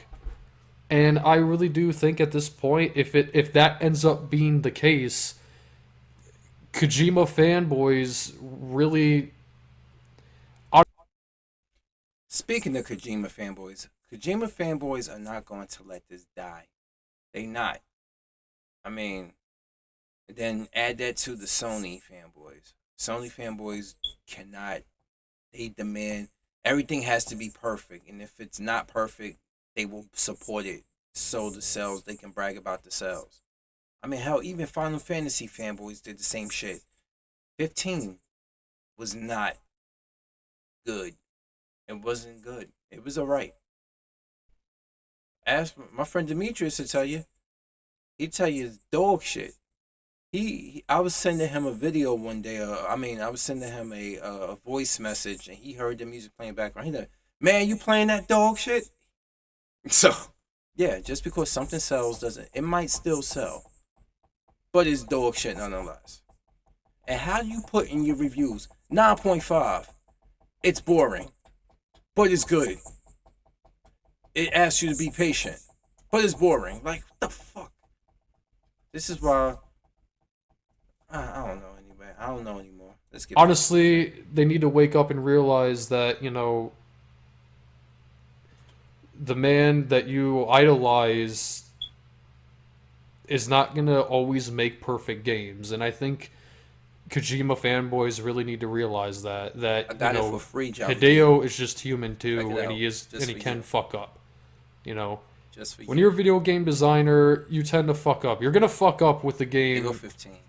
Every now and again, you know, it's bound to happen. You're not always gonna create masterpieces. And I think that's what Kojima fanboys don't really see, that Hideo Kojima is just, you know, he's human, you know, like he's gonna fuck up whether you like it or not, you know. But that doesn't mean that all his games from now until then, even if Death Stranding was a game that does fail, that doesn't mean that his next game won't be successful. You know, you're gonna have flops every now and again. Every company does it. You know, it happens to a lot of gaming companies, you know. But honestly, my interest for this game is getting lower. My expectations are getting lower, and I'm really losing interest. And I hope to God this game is good, and this game is not just overhyped, but like at the same time, from what I'm seeing. Hey Nemesis, I want you to prepare yourself just in case it is disappointing. Like, yeah, I want you to prepare yourself just in case the game is disappointing, because I'm preparing myself for that. I really am. Because just because a lot of people who don't want this, a lot of people who don't want this game to fail, if sometimes delusional people will lead you to doom. And I said I will probably down the line, when this game drops in price, or if I can find it pre-owned and I don't support the numbers, I'm fine. And people like I explained earlier, buying the game pre-owned means that GameStop makes money off of that game, but it's not another one to add to the thousands or millions it will sell, because somebody already paid $60 and gave their money to that. Now I'm just making GameStop money. That's all I'm doing. But the fact is, I said also in my video, I said they have to support this game and add more to this universe. Something. I know it's desolate because of the extinction level event that happened because of the Death Stranding incident, but I don't want to play a game like this. I can barely watch movies with this kind of stuff in there, you know, like with, oh God, it's desolate land. It's been a post-apocalyptic land. It's been done so many times. Do I really want to play this game? Now, if Death Stranding had more of a supernatural feeling to it, like I know it does, because I know it has a supernatural feeling because Sam can traverse back to the land of the living and dead, and then they're saying, you know, the land of the dead and living. If they have a good story based on how Death Stranding happened and why people can travel, certain people like Sam and others can travel back and forth. That's why Sam is a porter, because he's the only one that can really do this, because he can still get the package to where it needs to go, because he will not be dragged into the afterlife. He can get out of it. He could come back. I get that. Why he's chosen, why only people like him are chosen to get it, but you gotta, I hope the story of why and how this happened is enthralling enough for people to want to play it. And but that whole give it 10 plus hours before it really starts to take off does not sit well with me. And I know Young Year said it, like, you know, you got to be patient with the game, and this is not everybody's cup of tea. Even he said it's not everybody's cup of tea. And then he went on and he told you why he enjoyed it. But then I've heard other people call this shit a masterpiece. I'm like, what the fuck are you talking about? From all these gameplays now, and from people who actually have copies of this game that came out and played it and showed gameplay of it, that's what it looks like to me. It just looks like Sam Bridges walking across the map and delivering packages. I don't see anything else happening in these gameplays. It's all the same concept. And again, I if the game does flop, then it is what it is. You know, it flops, it sucks. If it's good, it's good. If it sucks, it sucks. We move on to the next one. But I really hope, but that's just the feeling that I have. I feel like this game is being overhyped by Kojima fans. And I really do think that Sony did give Hideo too much power when he created this game. I really think that now. I mean, don't get me wrong, I like the guy, I appreciate what he did in the past, but, you know, at the same time, I think... It's been a long week for me, too. I might have to admit that Death Stranding is not the game that I thought it was going to be. I'll still give it a shot, you know, I'll give it my interest, I'll give it my all, but if it is just a walking simulator and it's just delivering packages, I'll be disappointed, I really will. Because honestly, I really wanted this to be Silent Hills. I really wanted Death Stranding to be just like Silent Hills. And I really thought that... You know, I thought it was going to be the spiritual Silent Hills, meaning like, you know what, we can't do Silent Hills. We can't call it that. Just like you said earlier in the video, I kind of wish it was too. But he went in a totally different direction. Like, he went with, I don't know, like, what, like, how you come up with shit like this. I really don't know. I'm still fathoming. I don't know. That's what Kojima was going for when he made Death Stranding, but it doesn't seem to be like that. It doesn't seem to be going that way.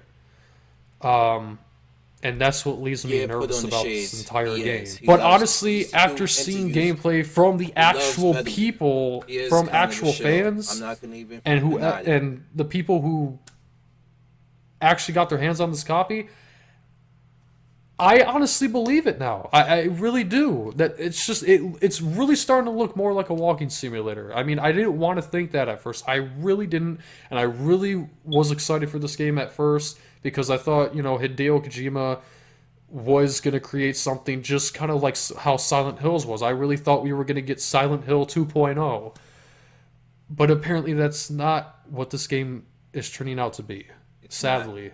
And it is kind of disappointing to really think about that because, you know, I'm pretty sure a lot of people really wanted to see Death Stranding become Silent Hills. Since Kojima wasn't able to do it when he was with Konami, I thought, you know, I don't know about all of you, but to me, I really thought Death Stranding was going to be Silent Hills. And these scores, I mean, honestly, these reviews are kind of ridiculous. I mean, to give this game 100s, I mean, it's really pushing it, don't you think? That's ridiculous.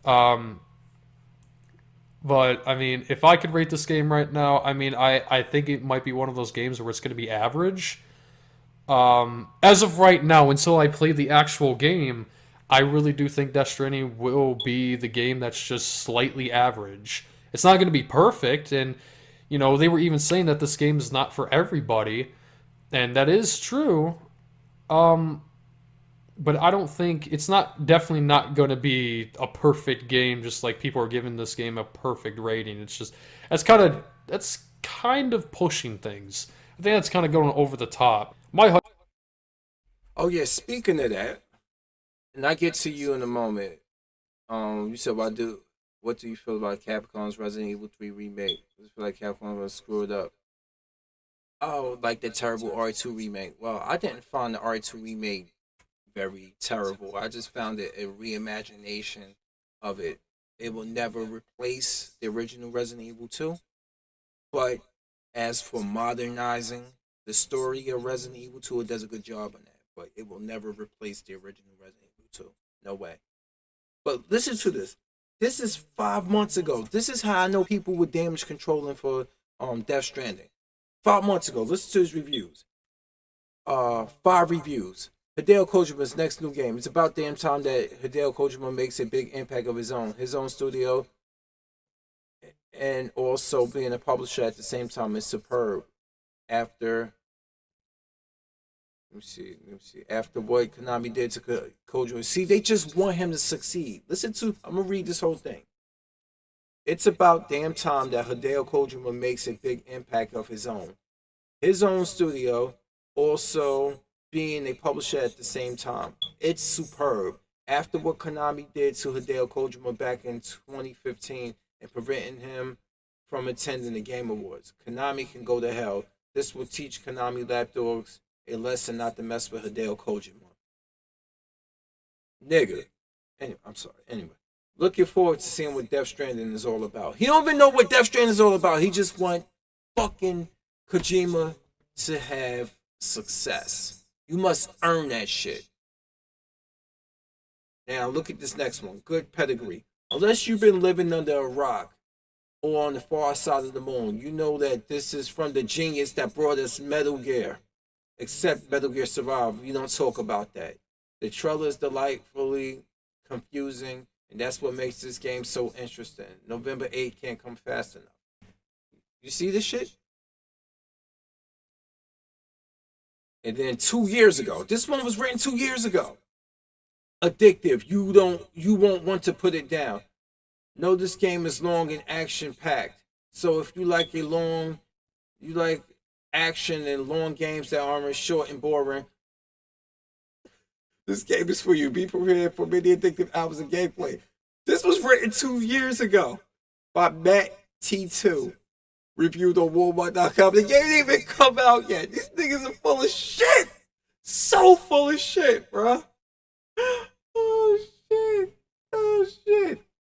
Now look at this one. Reviewed 3 years ago. This game is so dope. Crazy ending. Coop was a beast. Loved it. This is bot. This is bullshit.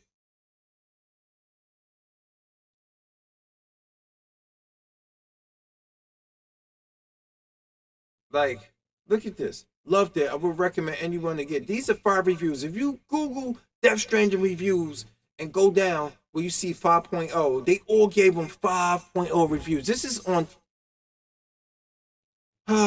You see, this is why Death Stranding still will be a success, because of people like this. But let's finish out your video, man. But these are regular fanboys. These are not critics. These are not real critics. These are fucking corporate cocksuckers, man. These are the Kojima cocksuckers right here. Nemesis. Let's finish out. I'm sorry if you hear my dog snoring in the background.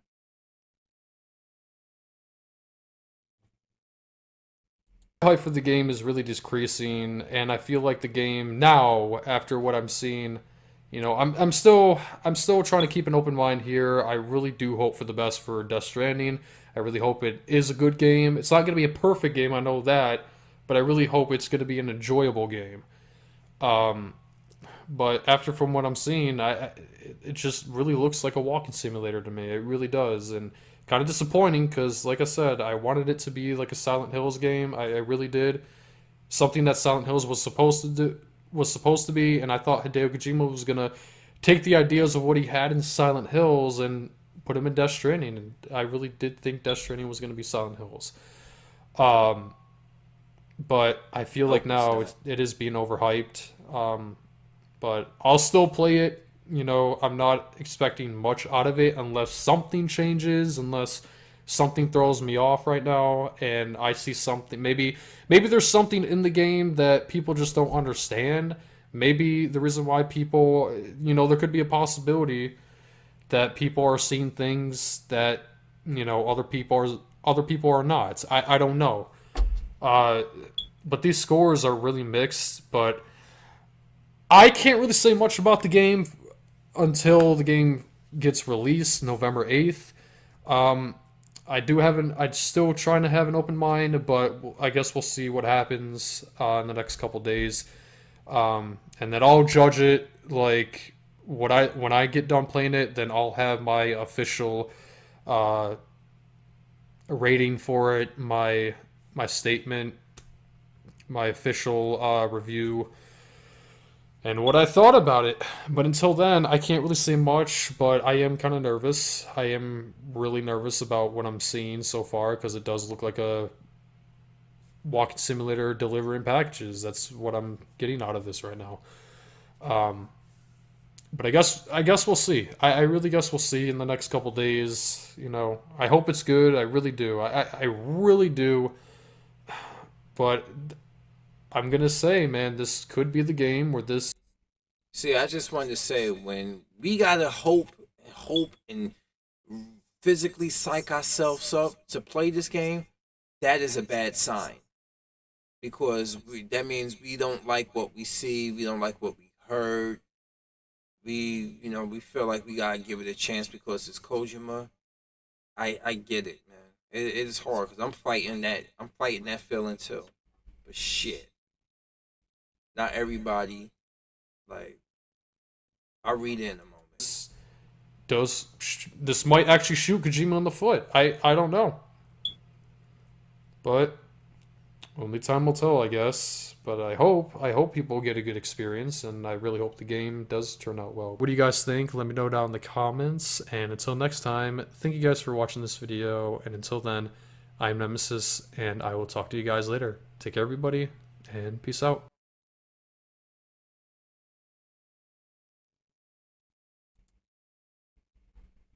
Yep. So, let's go here. Back to me. All right. Now, this is the one right here that got me. The Verge. Death Stranding is a long, bizarre journey that's both breathtaking and boring. Hideo Kojima's post-Metal Gear game demands a lot from players. In Death Stranding, your character Sam carries a small baby in an orange bottle strapped to his chest. It stays with him at all times. The child, called a BB, is essentially a tool. It alerts Sam to ghostly apparitions called BTs, which dot the post-apocalyptic landscape he must traverse. The whole situation is unsettling. BB cries when it gets scared, whether it's because of imminent danger or because you keep falling down a slippery mountain. And the haunting sound is piped through the speaker of the PS4 controller. This makes it even more unsettling. Fuck. Somebody said they had to disable the sound on the controller because it annoyed the shit out of them. One of the people who reviewed it. Over the course of the game, which lasts upwards of 50 hours, my feeling towards BB changed. At first, it was an uncomfortable nuisance, but eventually I became attached to the kid. When it cried, I find a safe space to rock it until it calmed down, and I always made sure to check on it when we bunked for the night. During a few moments in the game where Sam and BB were separated, it felt like something important was missing. Aww. Fuck out of here. You know what? Oh, God. I really... There are a few concessions for uninterested players. It's ponderously slow. particularly in the early chapters, which largely consist of delivering packages over staggering distances. Fuck! Anyway, all right. Early conversations are filled with phrases and words that will be incomprehensible to the uninitiated, and honestly, much of it remains a mystery after the credits roll. Really? So, after you beat the game, after upward of 50 fucking hours, you still left scratching. See, I told you in my video that that was true. That I heard that. Now, another place said it too.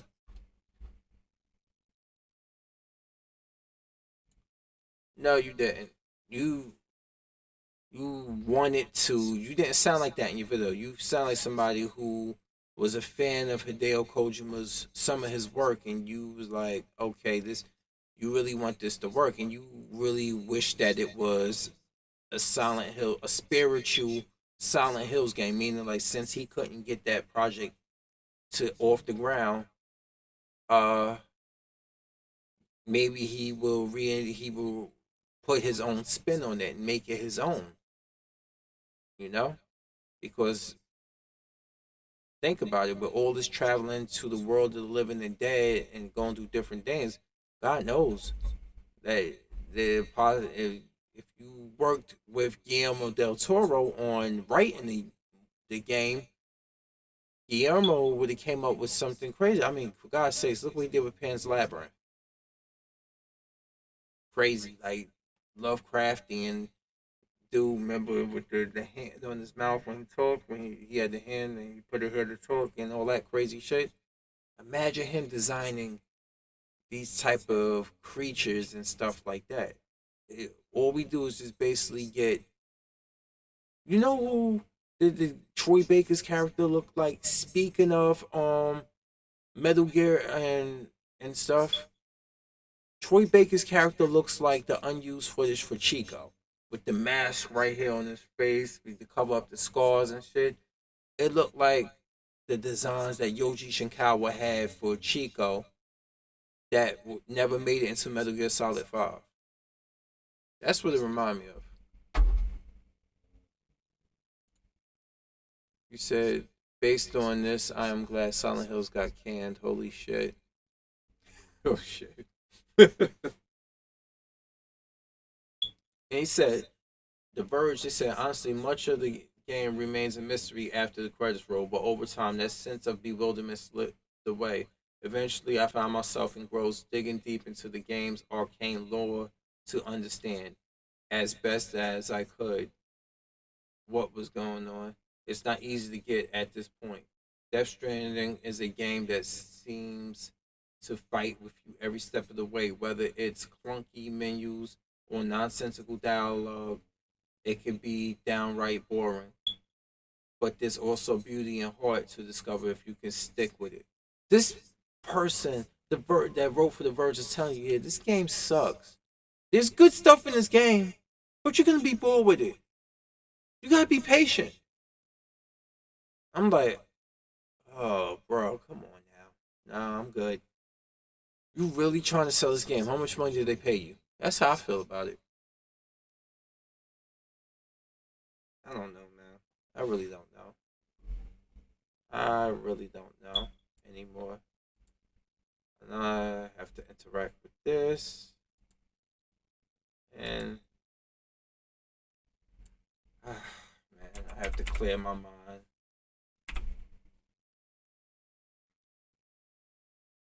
I really do.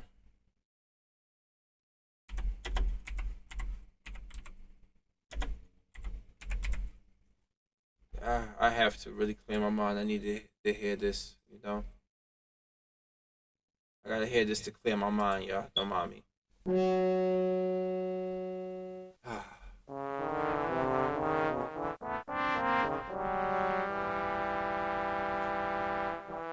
Told you it was coming.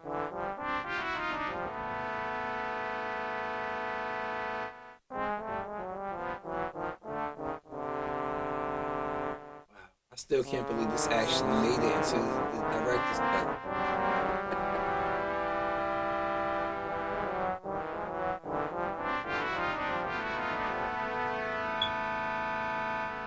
Hey Nemesis, this is your favorite song. Come down to the basement. Listen to this. You know you want to hear this. The sense of dread. Nothing makes you scared of a zombie rather than listening to clown music.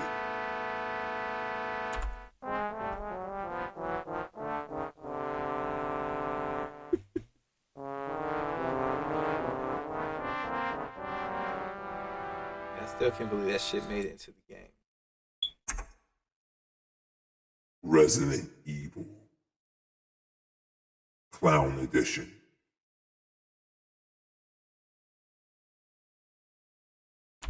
Oh, Lord, no. Yeah, everybody says that, Realm Chaos. That it will revolutionize the game genre in a bad way. Meaning, if this game is successful, it's gonna send a lot of people down this same slope, and we're gonna end up with walking simulators, fucking simulators, which they already have in Japan, I bet. Anyway, it's gonna end up with games that are light on gameplay, but try to hit you with a bunch of exposition and I don't know, man. The fact that you got to do a 50-something hour game and you probably walk in about 35, you walk in about 35 hours of it does not sit well with me. Total Impact Gaming. Whoa. How you doing? It's been a while. But I don't know. I really don't. I don't. Whew. I don't want to talk about it. No. It just seems like it just ain't gonna. And a lot of them saying this is not everyone's cup of tea. It's like they say it's not your cup of tea, then they go on and try to explain to you why you should give it a try. I'm like, how much did they pay you? You said next gen, a gen of Death Strandings. No. It better not be a gen of Death Stranding like games. We already got PlayStation 4 games starting to play the same. All the first party games play pretty much the same way and are narrated the same way now. It can't. It can't. Because I showed them that video earlier with the problem of with PS first party games. You can see the game, the genres of the game, like this phone, man. You can see the games just blend together. They borrow heavy from each other when it comes to narrative and the way the game play and the camera moves and all that stuff. It's been a while, Total Impact Gaming. How you been? I'm getting hungry. I'm about to take it down for the night in a little bit because Watchmen's about to come on. I'm about to hit the bed after I eat. But yeah, it's been crazy. It's been crazy. Like honestly, with a yay or nay, respond in the comment section about what you think about Death Stranding from this perspective. Not a review, but as for your take on what the reviewers say. Like, are you gonna play it? Say yay. If not, say nay. I don't know. I'm kind of like I'm teetering. Like I'm on the fence, but I'm like I might jump off that bitch. You know. And we got 2 notes. We got 4 out of 10 people watching. Yo, I don't know if I have to take that. I might have to bite that bullet for y'all eventually when I get a pre-owned copy if it come out. Yeah, that's what I'm gonna end up doing. Watching someone else play, but that's gonna be a long time because they said this game is long. Oh, sorry about that. -5 stars right now. Oh man, a wrestling review. You're giving it Brian. You bring in Brian Alvarez. Who I think was it Brian Alvarez that Chris Jericho said he could go fuck himself, or was it Ryan Satin? One of them. I think it was Brian Alvarez. Yeah, it was Brian Alvarez. I think he said he can go for he said Brian Alvarez can go fuck himself a long time ago. Something like that. But would you experience be better playing that over Shinobi? I would rather play Shinobi, to be honest with you. Because it's right to the point. You're gonna watch me die and die and die and game over. Fuck this game. Throw it, damn near come go get alcohol or drink. And I would be pretty much, yeah, set. This game here, I gotta walk for hours. I gotta take care of a baby that's not even mine. You know? What am I playing, a video game, or am I trying to date a single mother out here? Fuck. That's what they want. They always want me to say, speaking of singles and all this shit, I have a dating profile, of course, and I've noticed that there are so many women who don't have children, but they passed their baby making years, and a lot of them have put their career in front of a relationship and having children, which I can understand, but a lot of them, the problem with that is not that they put it on hold and they put their career first. The problem is a lot of them don't know how to be a girlfriend. Yet they on dating profiles telling you that you need to be over 6 foot tall, you need to do this, you need to be on their level.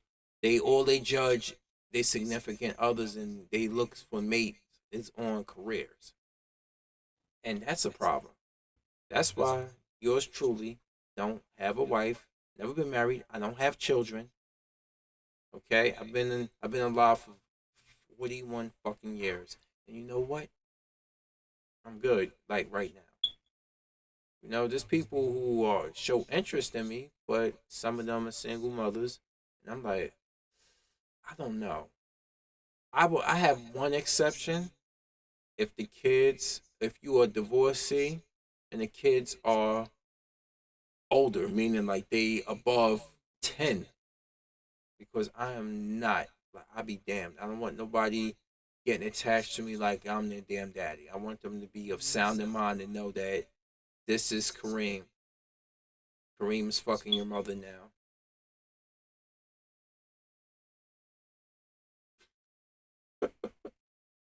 Oh yeah, I said that. Yes. Hi, you pretty much introduced me. Hey, this is Kareem. He's my friend. You might hear some slamming coming from the room at nighttime. Just letting you know that I'm not in danger. That's just him. He's taking care of business. You know?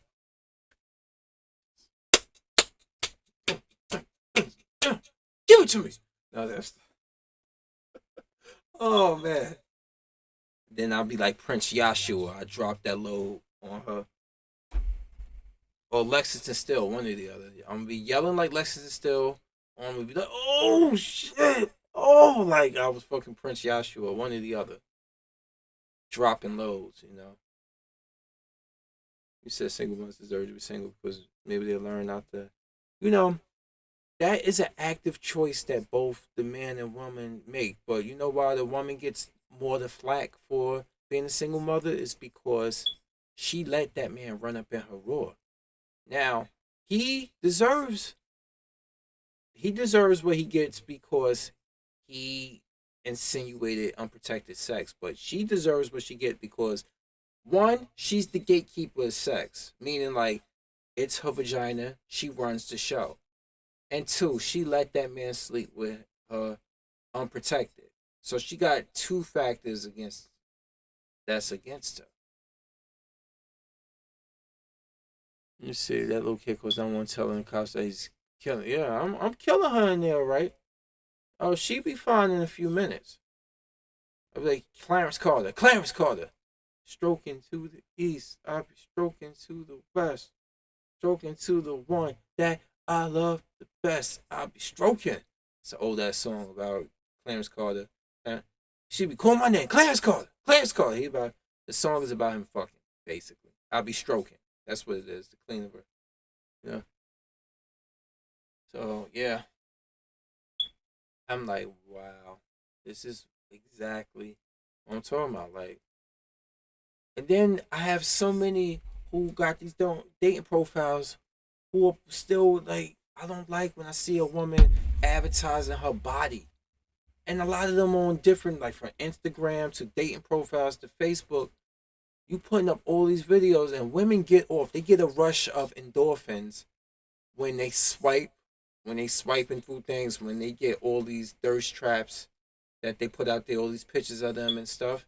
And you can't do a profile like this. You can't be on a profile like this as a woman. You can't be on a profile like this not looking for sex.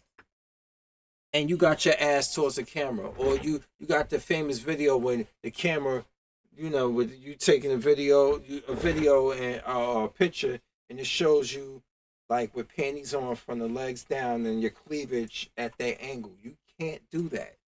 You can't be doing that. You really can't. You hear that, right? That's Petey. That's Petey expunging his nostrils, and he knocking over my camera light. You can't do it. You can't be up. Why you always come? When the moment I stand up, you want to get there. Go back over there. Go lay down. Good dog. Jesus. He said, yeah, chick showing off her booty. A lot of, oh yeah, you think I'm playing? A lot of them do this on dating profiles. If you go on Plenty of Fish, or Plenty of Fat, you want to call it, you will run into a chick that do that. And I will show you guys. Hold on. The best I can. All right, let's see. Let's go to Meet Me so I can show you. Ew, this bitch skinny as fuck. Ew. Ew.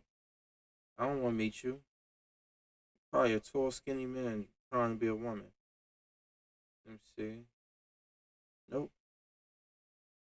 And unfortunately, as a black man, a lot of these women who do show off their bodies the most are black women. And I'm like, oh, fuck. No, I'm good. I'm good.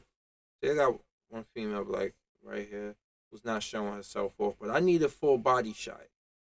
If you don't have full body shots, I'm not interested. They said no pervs, but yet they act in the pervious on them. It says Plenty of Fat. Yeah, that's what it is.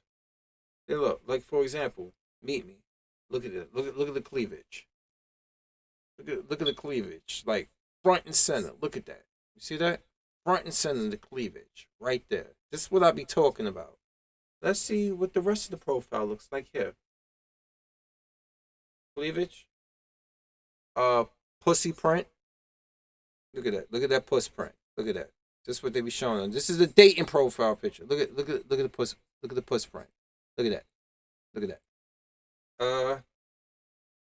Look at this one here. Look at those nips. Dang, it's looking like fucking 2 chocolate milk duds. Look at them. But look at that. This is a dating profile right here, man.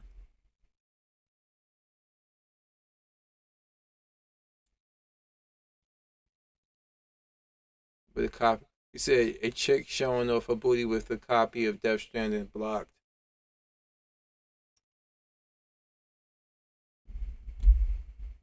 Let me fix this camera with lighting, because I think when I shine that, it acts funny. Now, she got a big old ass, but are you supposed to be dating somebody showing this? Yo, you showing this? Look at this. Look how she got a big old ass, but my thing is, this is not girlfriend material, y'all. This is my problem. This is not girlfriend material. This is material, or that's all it is. That's all it is. She has a banging, oh my gosh, she has a banging body, but let me read this. Girlfriend for a countryman. Let's read the profile. She has nothing in the profile about her. She does not want kids. That's the only good thing about it. I think she just want dick. And she wants somebody to pay her bills. With a you putting your body, you thirst trapping like this, you looking to get you a baller. I'm sorry, I'm an EMT. I don't make money like that. Fuck out of here.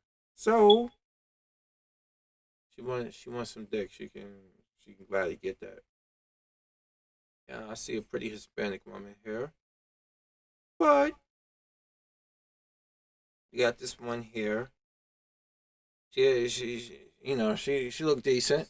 But here we go. Thirst strapping and ready with the booty shot. This is what I'm talking about. Not that bad looking for older women. Y'all guys forget I'm 41 years old, so the women are gonna be I'm be looking at women who are like 30, 37 to 41 years old. Uh I can't date jailbait. Okay? So yeah, she don't look that bad. Yep, but she gotta show you she got an ass. That's what I'm talking about. You can't be taken serious on the dating profile if you showing somebody this is what you are there for. I'm glad you can have a nice full body shot facing the camera, but she had to reassure you that she got an ass. She got an ass for days. Pretty female. I would gladly give her a hot beef injection, but oh, look at this one. She like Margaret Cho. Oh my god, I'm sorry. She looks like Margaret Cho, yo. Check it out. You think I'm joking? Oh, this is a hard pass, people. Look at the face. She like Margaret Cho. No, I'm good. I am so good.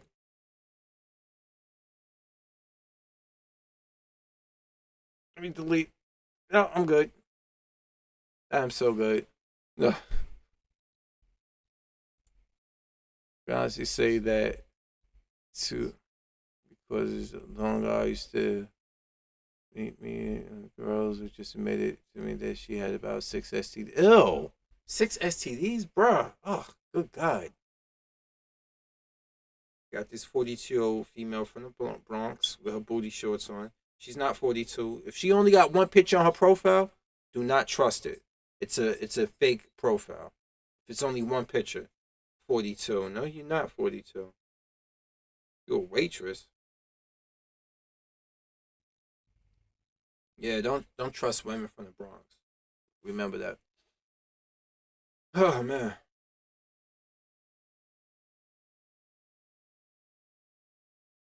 Nope. Hard pass. Mm-mm. And look, guess what picture? Guess what profile pops up again?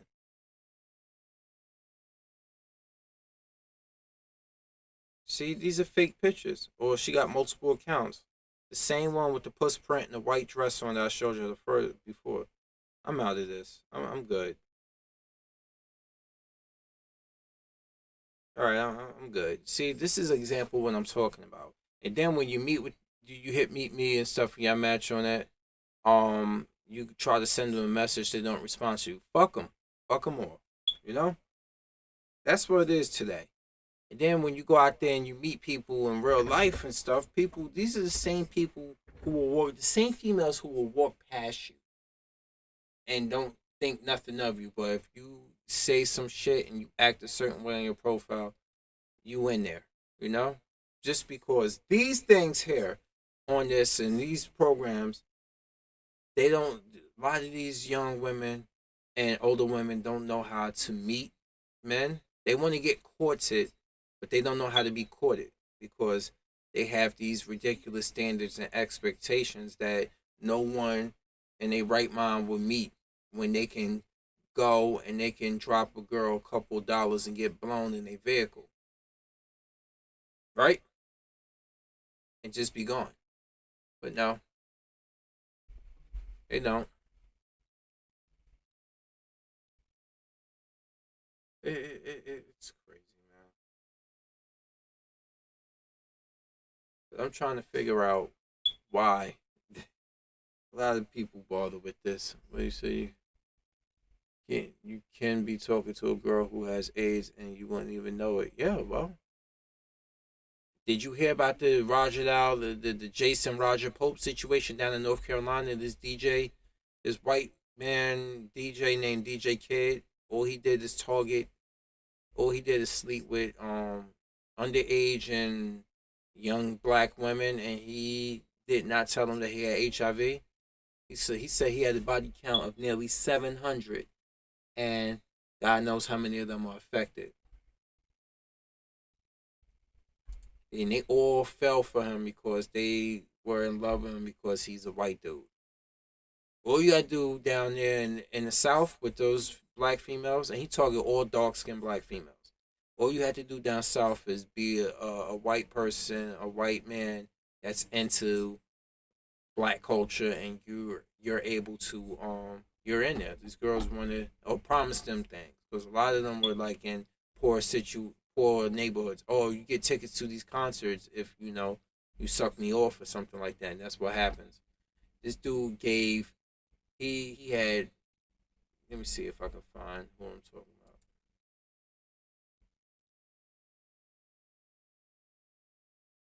Let me see. Let's go to Jay.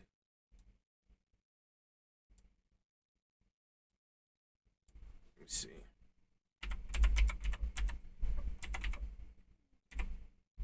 Jason Roger Pope.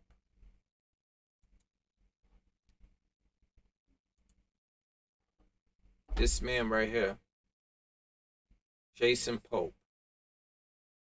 As you can see in these first two ones, that's his jail mugshot. HIV. Sleeping with all these women, got pictures of them running up. And you know who was helping him? Traffic and attract other black females? Black women. Black women. And he got all these videos right here.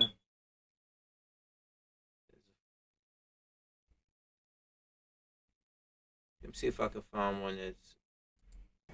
In Florence County, law enforcement is asking for the public's help with information on more potential victims and connection to a human trafficking case. They say 42-year-old Jason Pope allegedly recruited a minor through social media for prostitution. Arrest warrants say Pope confined the victim to a room within a home in Darlington.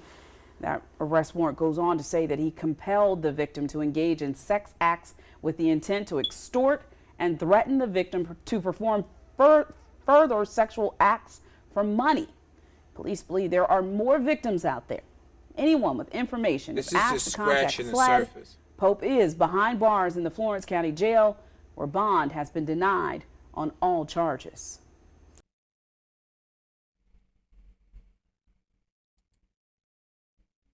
Let me show it. Let me get to it. Hold on. Let me go to interact. Yep, interact.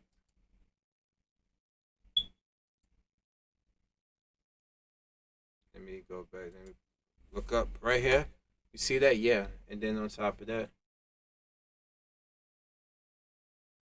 I don't want to see Chrissy. Chrissy is one of the, I don't want to click on the second video because Chrissy is one of these people that in the black community we call colorism crybabies. You know, dark-skinned black woman who cries that nobody likes her because she's dark-skinned, which is bullshit. She just want dark-skinned women to be desired by white men. This is the black women that I deal with. This is who we call swirlers and bed wenches, because they will talk about black men as if we are boogeymen or we the worst, we this, that, and the fourth, which is bullshit because 85 to 88% of black men who marry and date black women. She just want to be desired by white men. So I'll fuck Chrissy. It's not even, I'm trying to find, this is the shit that we talk about right here. Yep, they said Jason Roger Pope, like, statutory raped and had sexual contact with over 600 black females in Florence, South Carolina. Yep. Exposed to this guy right here. Yep.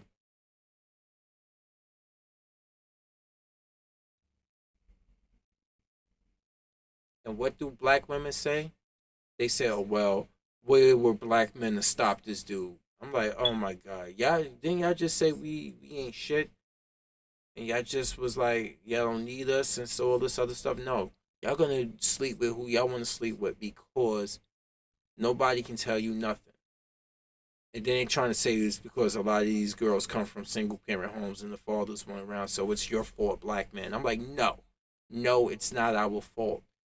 This is because I can tell you, as my step, I have a step niece, and boy, oh boy, she is hard to handle. Both parents, she still did what she wanted to do. All right, put on the shades. I'll check you later. They don't need y'all until they need y'all. Yeah, that's how it is, man. Being a black man in America, this is how black women, a lot of black women, especially the ones you see on YouTube, this is their whole thing. When it comes to having to take accountability for the actions of other black women, they don't check other black women and tell you, look, you little hoe. You need to stop acting like a little hoe. You gotta clean yourself up, be a woman, a real woman, and be a stand-up woman. No, they can be like, oh, well, you gotta understand, there's no man around. This is what happened. This is your fault, black man. This is what they do. This is what they do. And then I have personal situations where it's like this. Okay, I was dating someone or involved with someone, and a black female, of course, 'cause that's what I predominantly did. I've had 2 Filipino girlfriends, a Japanese girlfriend before, 1 Hispanic girlfriend, but it's been 95, 90-some% black women I date. Hey, so anyway, she reckless with the mouth. She's not into a lot of things that I'm into, which is already like, how are we gonna be compatible if you're not into what I'm into? You know? That's already an issue. And then you like, you know what? When you're talking and it's something I'm not interested in, I'll listen.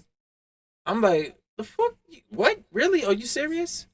And then your tone, your attitude, your smart mouth. That's the way I am. You gotta deal with it. No, fuck that. I'm not dealing with it.